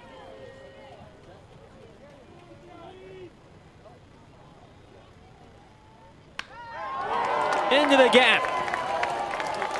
Potential extra bases for Winters. He's got a leadoff double. The big fella getting 2 bags. Now, here's the question. I got one for you now, Gareth Kwok. Is this a pitcher running? Is this a pitcher running? Well, I think O'Sullivan may lay down a bunt, and I wouldn't see why not to have someone run for him in a one-and-done spot. Aaron Miles pointed at someone in the dugout to run for Winters, or who are we waiting for? We're waiting on Johnstone.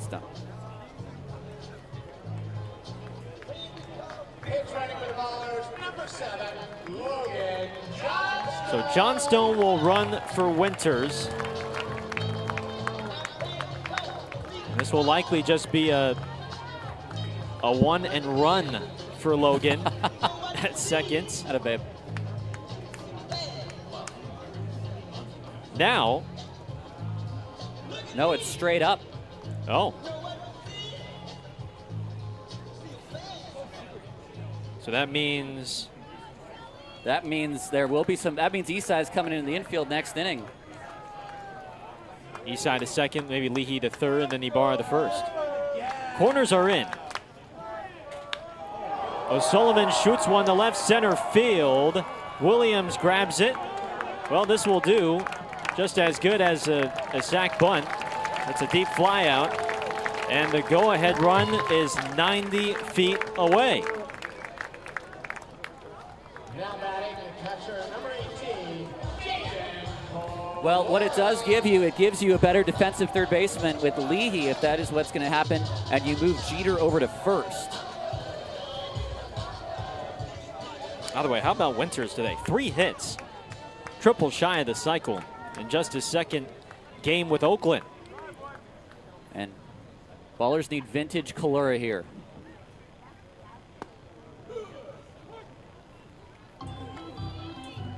He's going to have to do it against the lefty Castillo.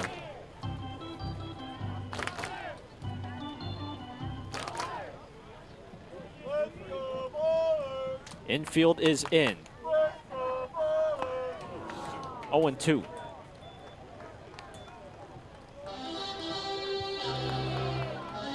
Castillo pitching for the strikeout.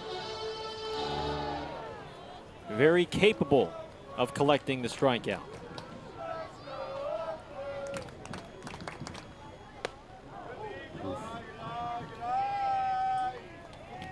One and two. You want to be protective, but not so protective that you are going to swing at everything. And Kalura able to hold up there.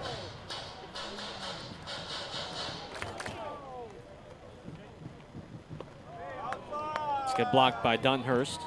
2-2. Kalura might just have to try to sit on that breaking ball for as long as he can until he recognizes fastball. I mean, that's the backwards of what you want. But for Castillo, well, that breaking ball drops a lot. It's got some big time drop to it.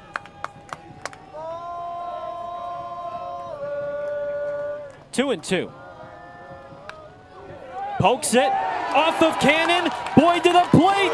Not in time. The Ballers take the lead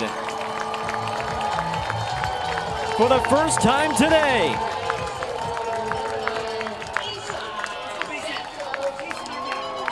It is an RBI single for Kalura as it stands. Johnstone giving me divisional series flashbacks there. The back is a little bit hurt for him, so I understand, but that ended up being quite close. I mean, how about Boyd to almost recover on that? Oh, it was a genius play by Boyd. I mean, I think he barehanded that, did he? I think he did. After it was deflected by Cannon.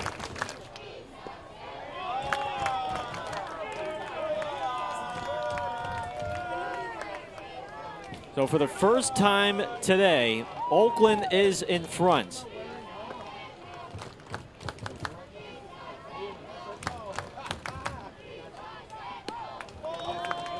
Trailed by 8 yesterday. I was just gonna say, don't just believe it's gonna be enough right now, though. The top of the order for the Roadsters due up in the 9th. Get everything you can out of this inning.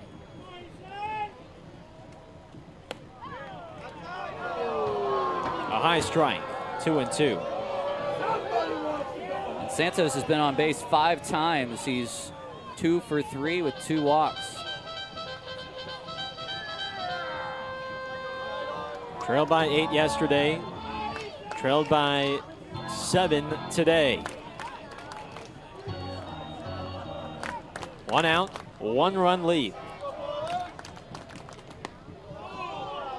That's off the plate, 3-2. It's a good bit off the plate, but you've got to love Dunhurst back there. The way that he so confidently barely has to move the mitt to just give you the doubt that it is a strike. All 4. Another Modesto walk.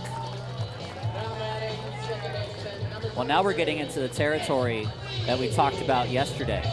I mean, you give any team that many walks. They've given up now 9. I mean, it's just not a winning formula in this league. And they still might be able to get away with it with the bats they have.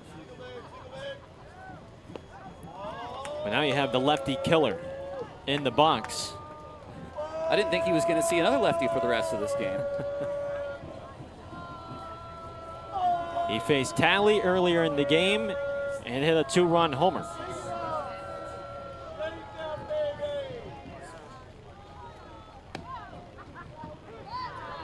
One ball, one strike.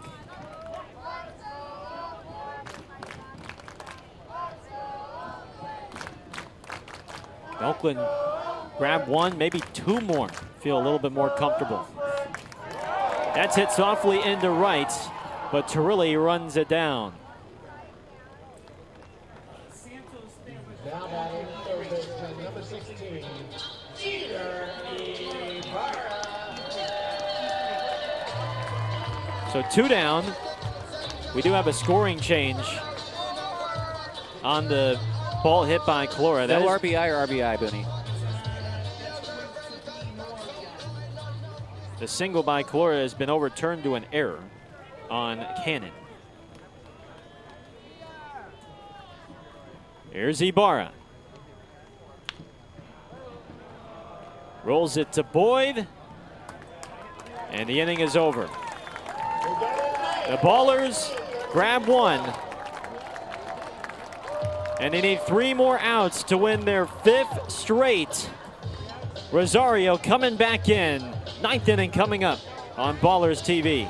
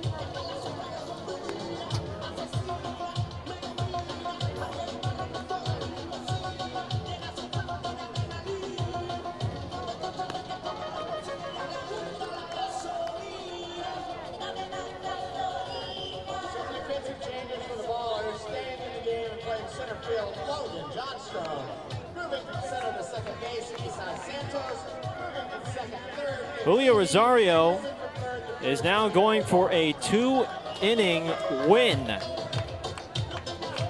1 run in the bottom of the 8th on the error by Cannon.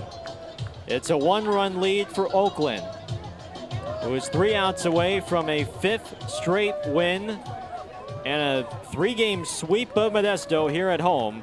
But it's the top of the lineup coming up, beginning with Turilli. First pitch is a strike. A slew of defensive substitutions for Oakland.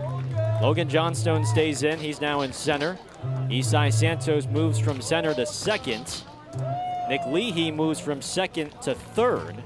And Jeter Ibarra moves from third to first. Turilli, Fellows, Johnson.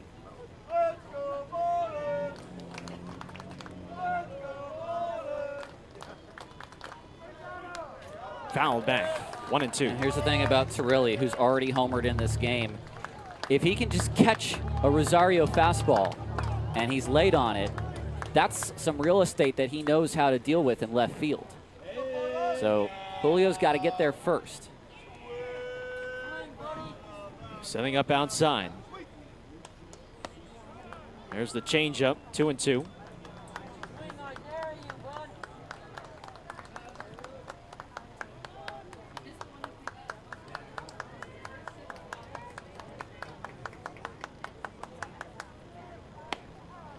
We go full. Willie has hit one of Modesto's 6 homers in this game.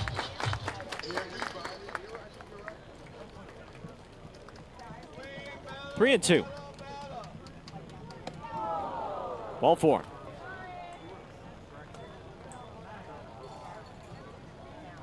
Now batting left fielder number 14, Cole Fellows. Tying run at first, the go-ahead run at the plate in Fellows. I'll say it in the 8th, I'll say it again, even more so now that Rosario is a pitcher of record. It is his game to win or to lose right now.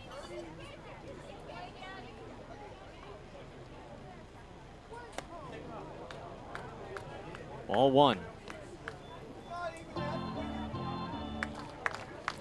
Fellows hit a homer back in the 5th.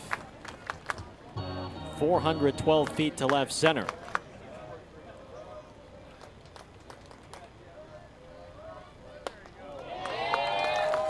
.95 up and in, 1-1. It's the hardest fastball on the team. Sometimes it's just inconsistent.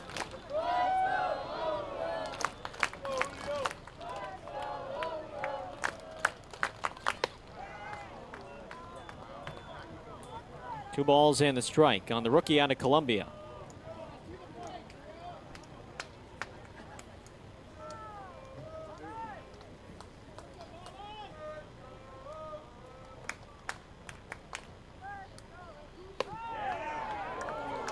Oh. Just a bit high. No challenges left for either team.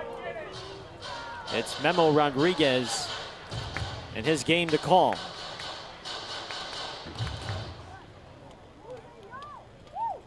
The 3-1. And another walk. I don't know if you bunt with Johnson. Now batting the designated hitter number 21, But Osiris Johnson. here comes Jimmy Diedrich. Is that Darden? Yeah. He was not actively warming for the first 2 batters. Now he's lightly tossing.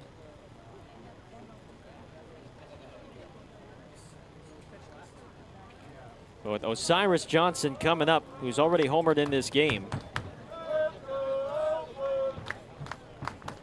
I mean,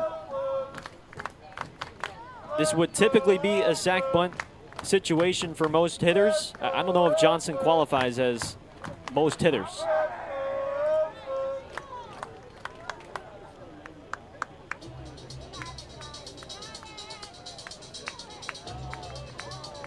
Well, Darden is getting hot, but Rosario's got to solve Johnson for the time being.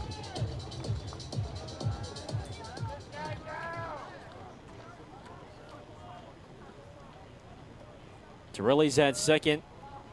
Fellows at first.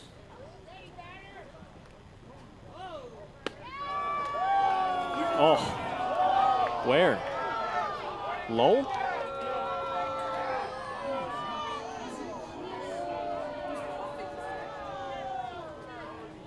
One ball, no strikes. Check your contact. 94 up and in. 1 ball, 1 strike.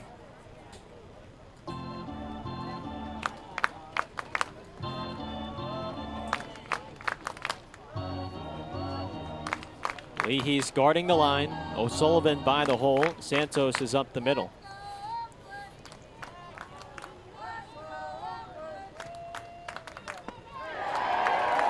One and 2. Well, there's no doubt of what O'Sullivan, or rather what Johnson is trying to do. That was an Adrian Beltre swing right there. He's trying to hit one over the Prescott market.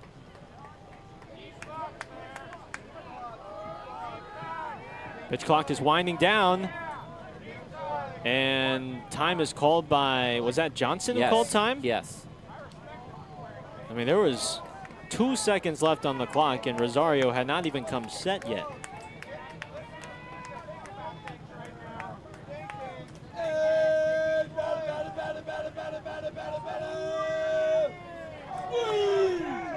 Got him.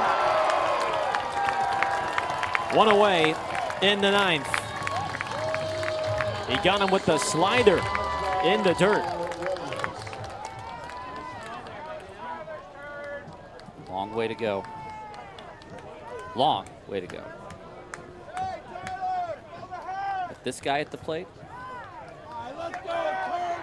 who's already hit a 3-run home run in this game.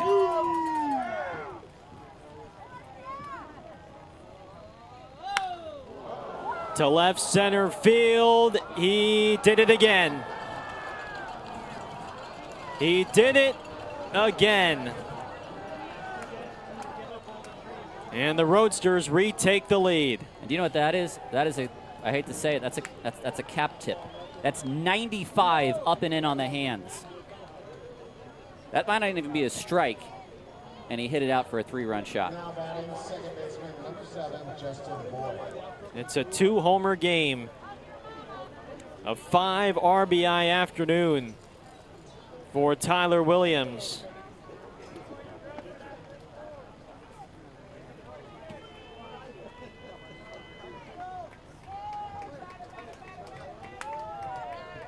Here is Boyd.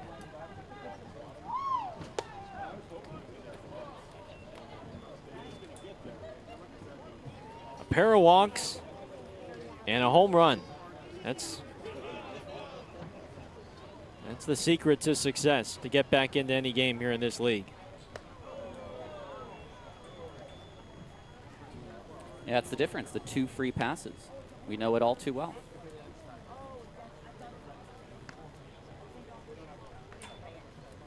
Whether it's the 3-minute version or the 10-minute version.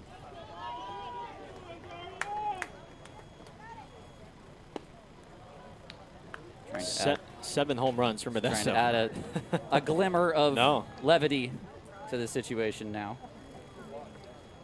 Just another barrage from Modesto today. 15 runs, 13 hits. 7 of them have left the park, and that is a 4-pitch walk to Boyd. And that's it for Rosario.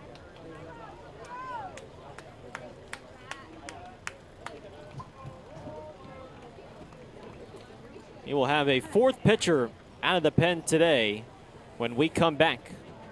It's now Modesto in front by 2.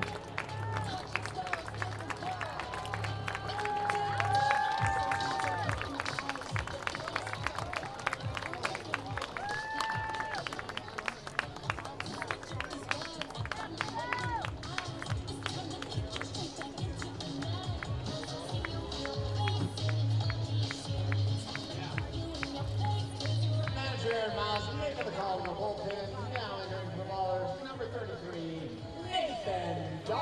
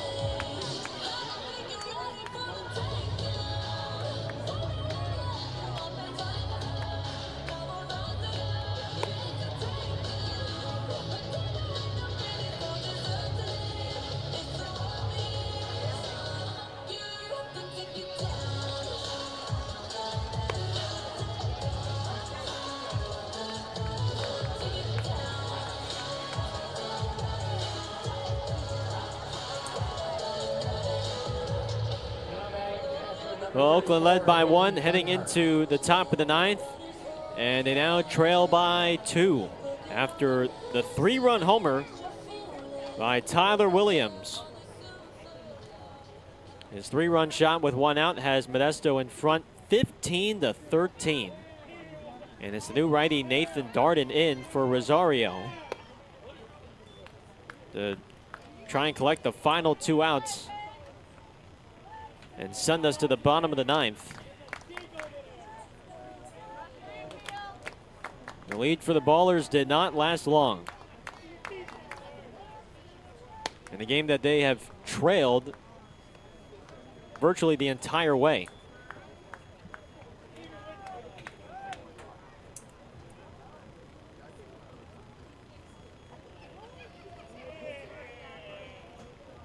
Two balls, no strikes on Dunhurst.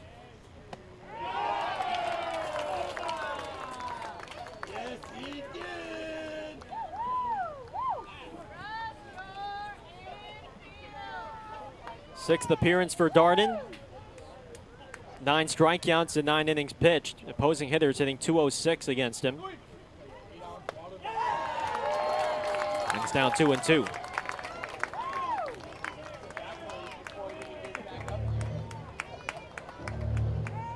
Oakland had scored 8 unanswered runs until this top of the 9th. Modesto finally with an answer after being shut out from the 6th, 7th, and 8th innings.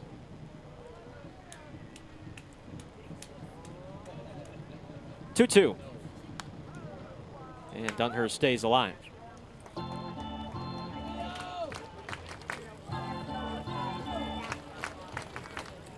If you want drama, you've come to the right rivalry.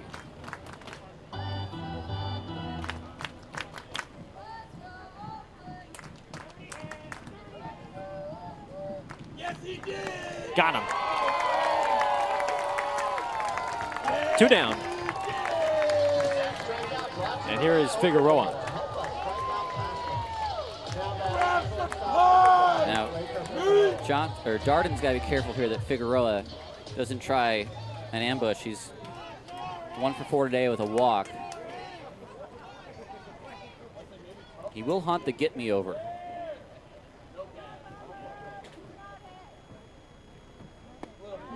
Then again, he also do that, which we've seen quite a bit. No balls in a strike. Oakland will send Blythe, Moore, and Sanford in the 9th. And it sneaks through for a hit.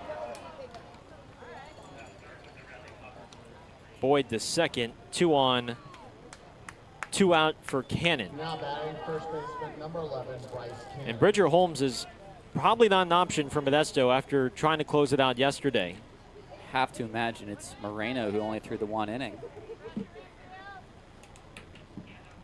It's neither of those two. Looks like Tremaine. It is Cole Tremaine.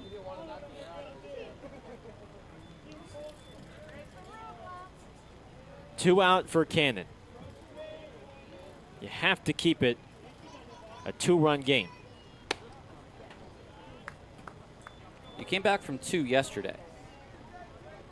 And it's a tough pill to swallow here. It really is. But once you've taken the medicine, then you can move on. You cannot dwell on what's happened here in the top of the 9th. Check swing foul. It's been all Ballers in the last, 5 innings pretty much? I mean, since the bottom of the 5th.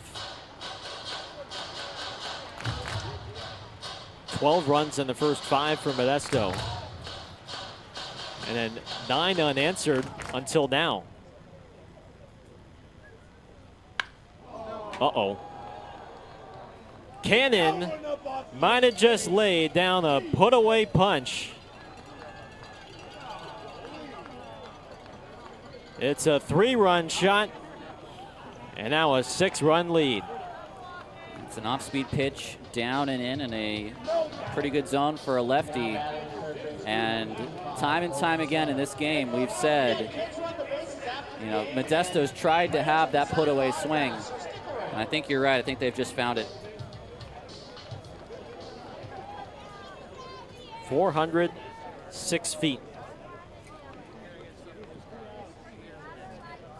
He was frustrated yesterday after going hitless in 6 at-bats, and that swing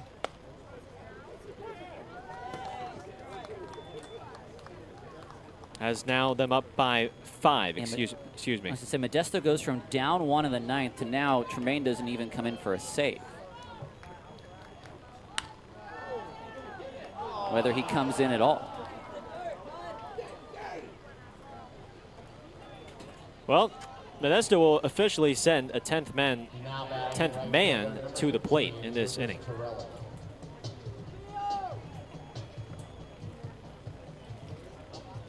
I don't think you have to spend too long if the ballers don't come back. Actually, even if they come back, I don't think you have to spend too long on the autopsy of this 9th inning to understand where the issue began. And it's a very simple tale we've told many times this year. Just throw strikes. If you don't throw strikes, you probably won't win. Santos recovers, and the inning is over. Modesto scores 6 in the 9th. Last chance for Oakland when we come back on Ballers TV.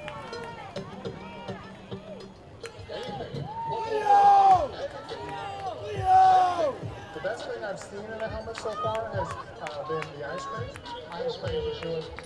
I'm a big fan of ice cream in a helmet, just because it looks nice, but I do enjoy the exploration. Here, because it's cold and delicious, and it's a beautiful day. Like, however many IPAs can fit in a helmet. A second helmet filled with French fries. Garlic fries and get more in the helmet.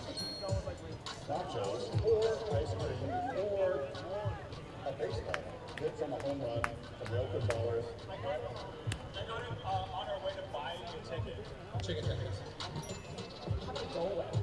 A big total of helmet. I am enticed by the blue helmet and helmet. I don't know what you guys talking about.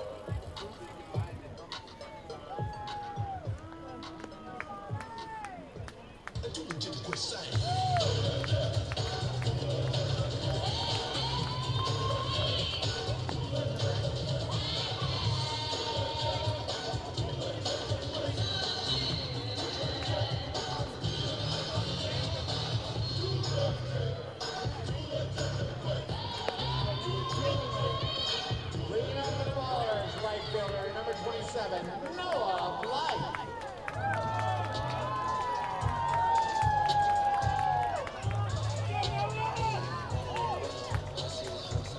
Well, Johan Castillo entered the 9th with the possibility of becoming the losing pitcher in this game.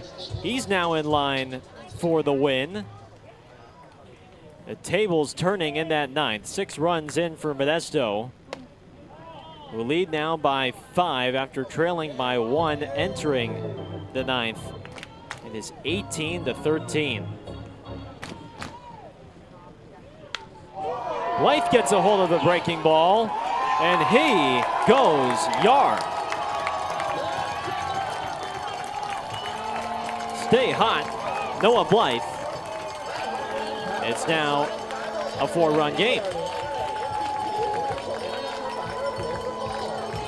Hanging breaking ball, and Noah Blythe has no problem putting those over the fence, and all of a sudden, here comes Cole Tremaine back up.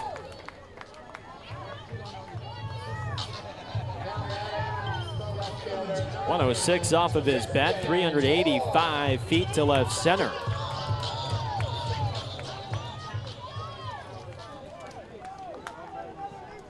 Tristan Moore now the batter.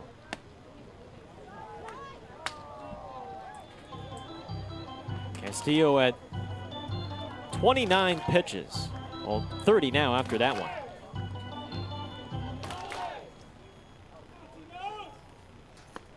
Trying to wrap things up and end this 4-game losing streak for Modesto.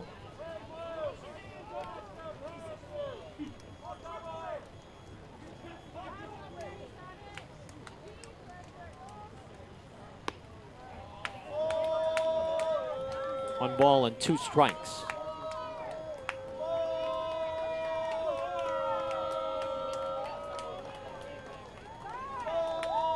Sanford on deck.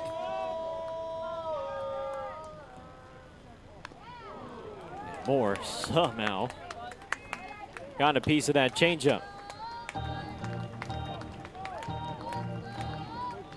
2,667 filed in today.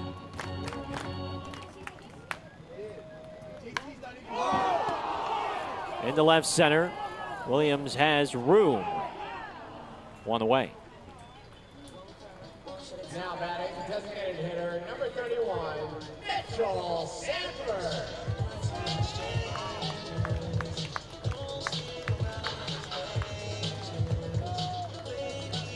Off day tomorrow, and then the final 6 home games on the slate beginning on Tuesday. First 3 against the Missoula Paddleheads, who control their own destiny.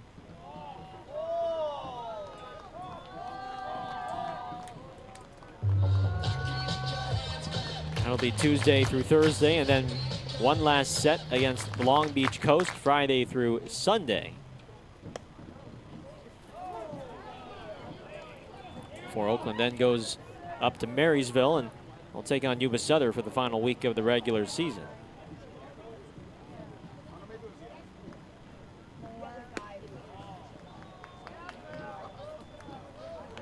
Sanford did not start this game. He pinch hit for Connor Smith in the 6th and struck out looking.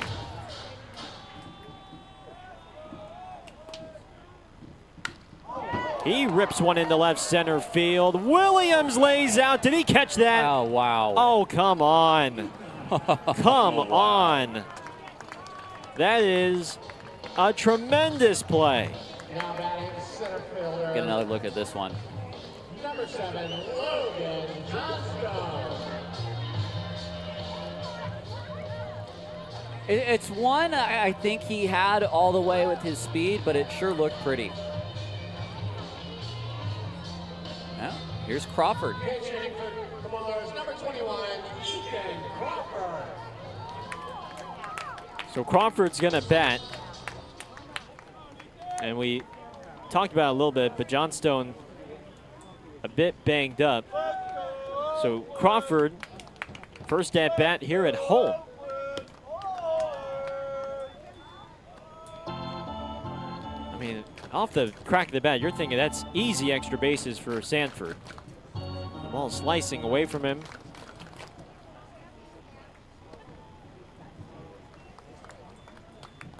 He's done it now with the bat and the glove, and Modesto 1 out away from closing out this Sunday afternoon slugfest.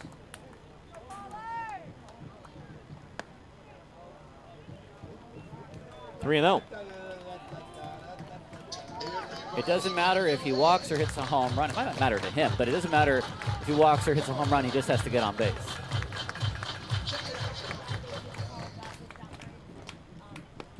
He's going to draw the walk.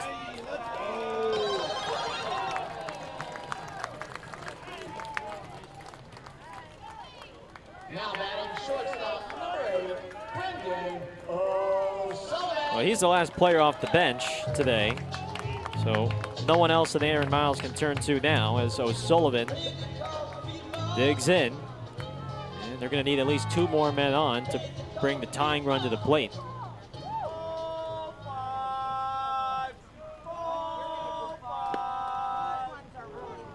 Strike 1 on O'Sullivan. 1 for 5 with a double down the line in the 3rd.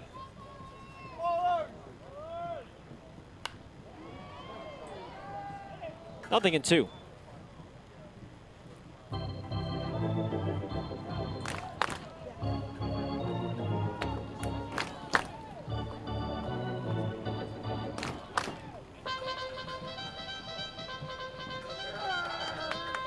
No balls, 2 strikes.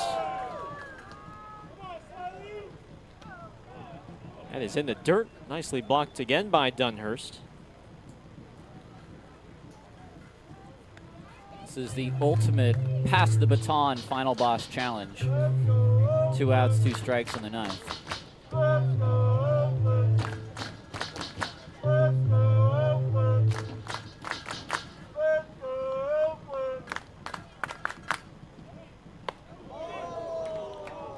High and in. I have a feeling that Castillo probably wants to finish this with the breaking ball. Doesn't he?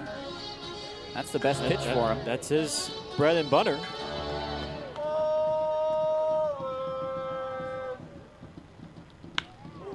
Got the breaking ball. Sutter stays down and throws him out to end the ball game. Well, Oakland fought from down 7, held a 1-run lead heading into the 9th. But Modesto rallies back and they win it 18-14. The Ballers postgame show is coming up after this on Ballers TV.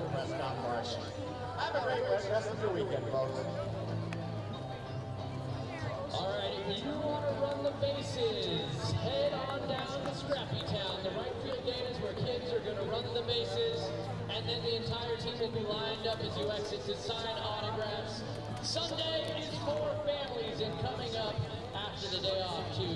Tuesday, $2 Tuesday. We're partnered with the Oakland Skates, the new hockey team. They're going to be here Wednesday. We have an Aaron Miles bobblehead for Championship Wednesday and dinner on the Ballers. And of course, Too Short will be in the house on Thursday. So the next 3 games coming up, all of you get tickets for all of them. And then the final weekend of the season comes up, of course. Fan Appreciation Day on Sunday is always going to be the best. We love our fans. Thank you for coming to Roadsters Park here in West Oakland. Hopefully we see you on the base pass here in just a minute.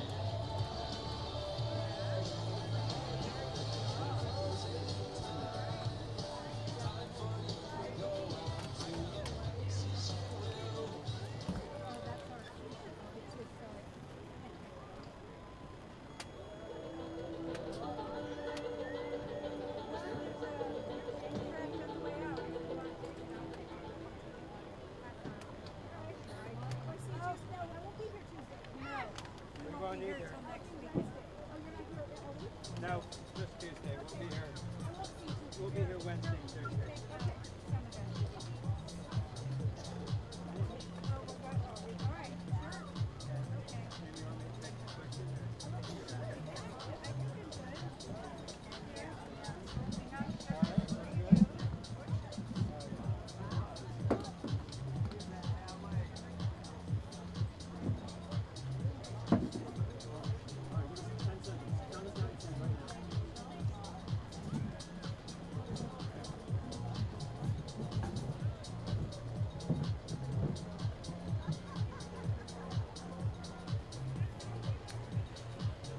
It's a series win, but it's not a sweep for your Ballers as they fall by a final of 18-14 against the Modesto Roadsters. Gareth Kwok, Tyler Peterson. Tyler, the good was that Oakland rallied back from another large deficit, down by as many as 7. The bad in this game, though, was that the walks were again an issue. Yeah, and that was a spot where if Langston Burkett was healthy, he probably would have had the 9th. Rosario did a good job in the 8th, holding things where they were. He got his pitches when he needed to, but couldn't come off of the bench. 2 more walks, or actually, was it 3 in that inning? I think it was 2 that certainly that scored. And he makes a really good pitch to Williams. I'm sorry, 95 up and in on the corner, and Williams got to it first. You can kind of stand there and think, wow, how did he hit that ball? Because it was not a bad pitch. In fact, it's one of the better ones he threw in that inning, and he gets tased for it with that 3-run shot. But the Ballers had their chances. They came back, a huge comeback. You have to feel good about how this has gone. They've played 2 of the best teams in the league, the first and second best team, or first and third, I should say, in the league. And they've picked up 3 series victories. They are 6-3 after that. Yeah. I would have taken it. Yeah, I mean, that's, again, considering how today went and how you still had a chance, the bullpen wasn't able to hold it, but 9 games against 2 of the best in the league, and you win 6 of 9. And you lose 3 games by a combined 3 runs. And one of them was a 1-0 game against Modesto on that Tuesday that Oakland probably could have won that. But it's a 2 games out of 3 series win for Oakland against Modesto, who now take their chances against Missoula beginning on Tuesday after the off day. Just 6 games left here at home, 12 games left in the regular season. 3 against Missoula, 3 against Long Beach. Hope you can join us either here on the broadcast on the Home Team Network and on Ballers TV, or here at Raimondi Park. Your tickets available online at oaklandballers.com. But that's going to do things for us here from West Oakland. Prop Chicken. And let's not forget about that. Our Proposition Chicken player of the game. Do you have someone in mind? I got Joey Winters. Okay. Give me 3 hits. Give me his second home run of the year. The first one over the scoreboard at Raimondi this year. He's making an instant impact, and I don't think you're going to see his name written out of the lineup. Joey Winters, I'll go Tristan Moore. He had 2 extra base hits, a triple, 3-run home run, and went 429 feet. It was going to be Sanford to start until the late scratch. So for him to jump in on late notice and perform at a high level was certainly good. Again, the final score: Modesto 18, Oakland 14. We want to thank Tomas back in the studio for his work today and for filling in. But for Tyler, I'm Gareth saying so long. We will talk to you all on Tuesday when the Ballers host the Missoula Paddleheads 4-3 back here at Raimondi Park. But enjoy the rest of your Sunday, and we'll talk to you all on Tuesday. So long, everyone.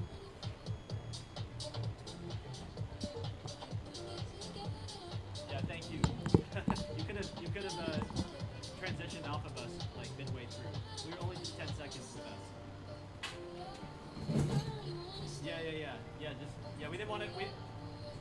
We didn't want to be on camera the entire time. That's okay.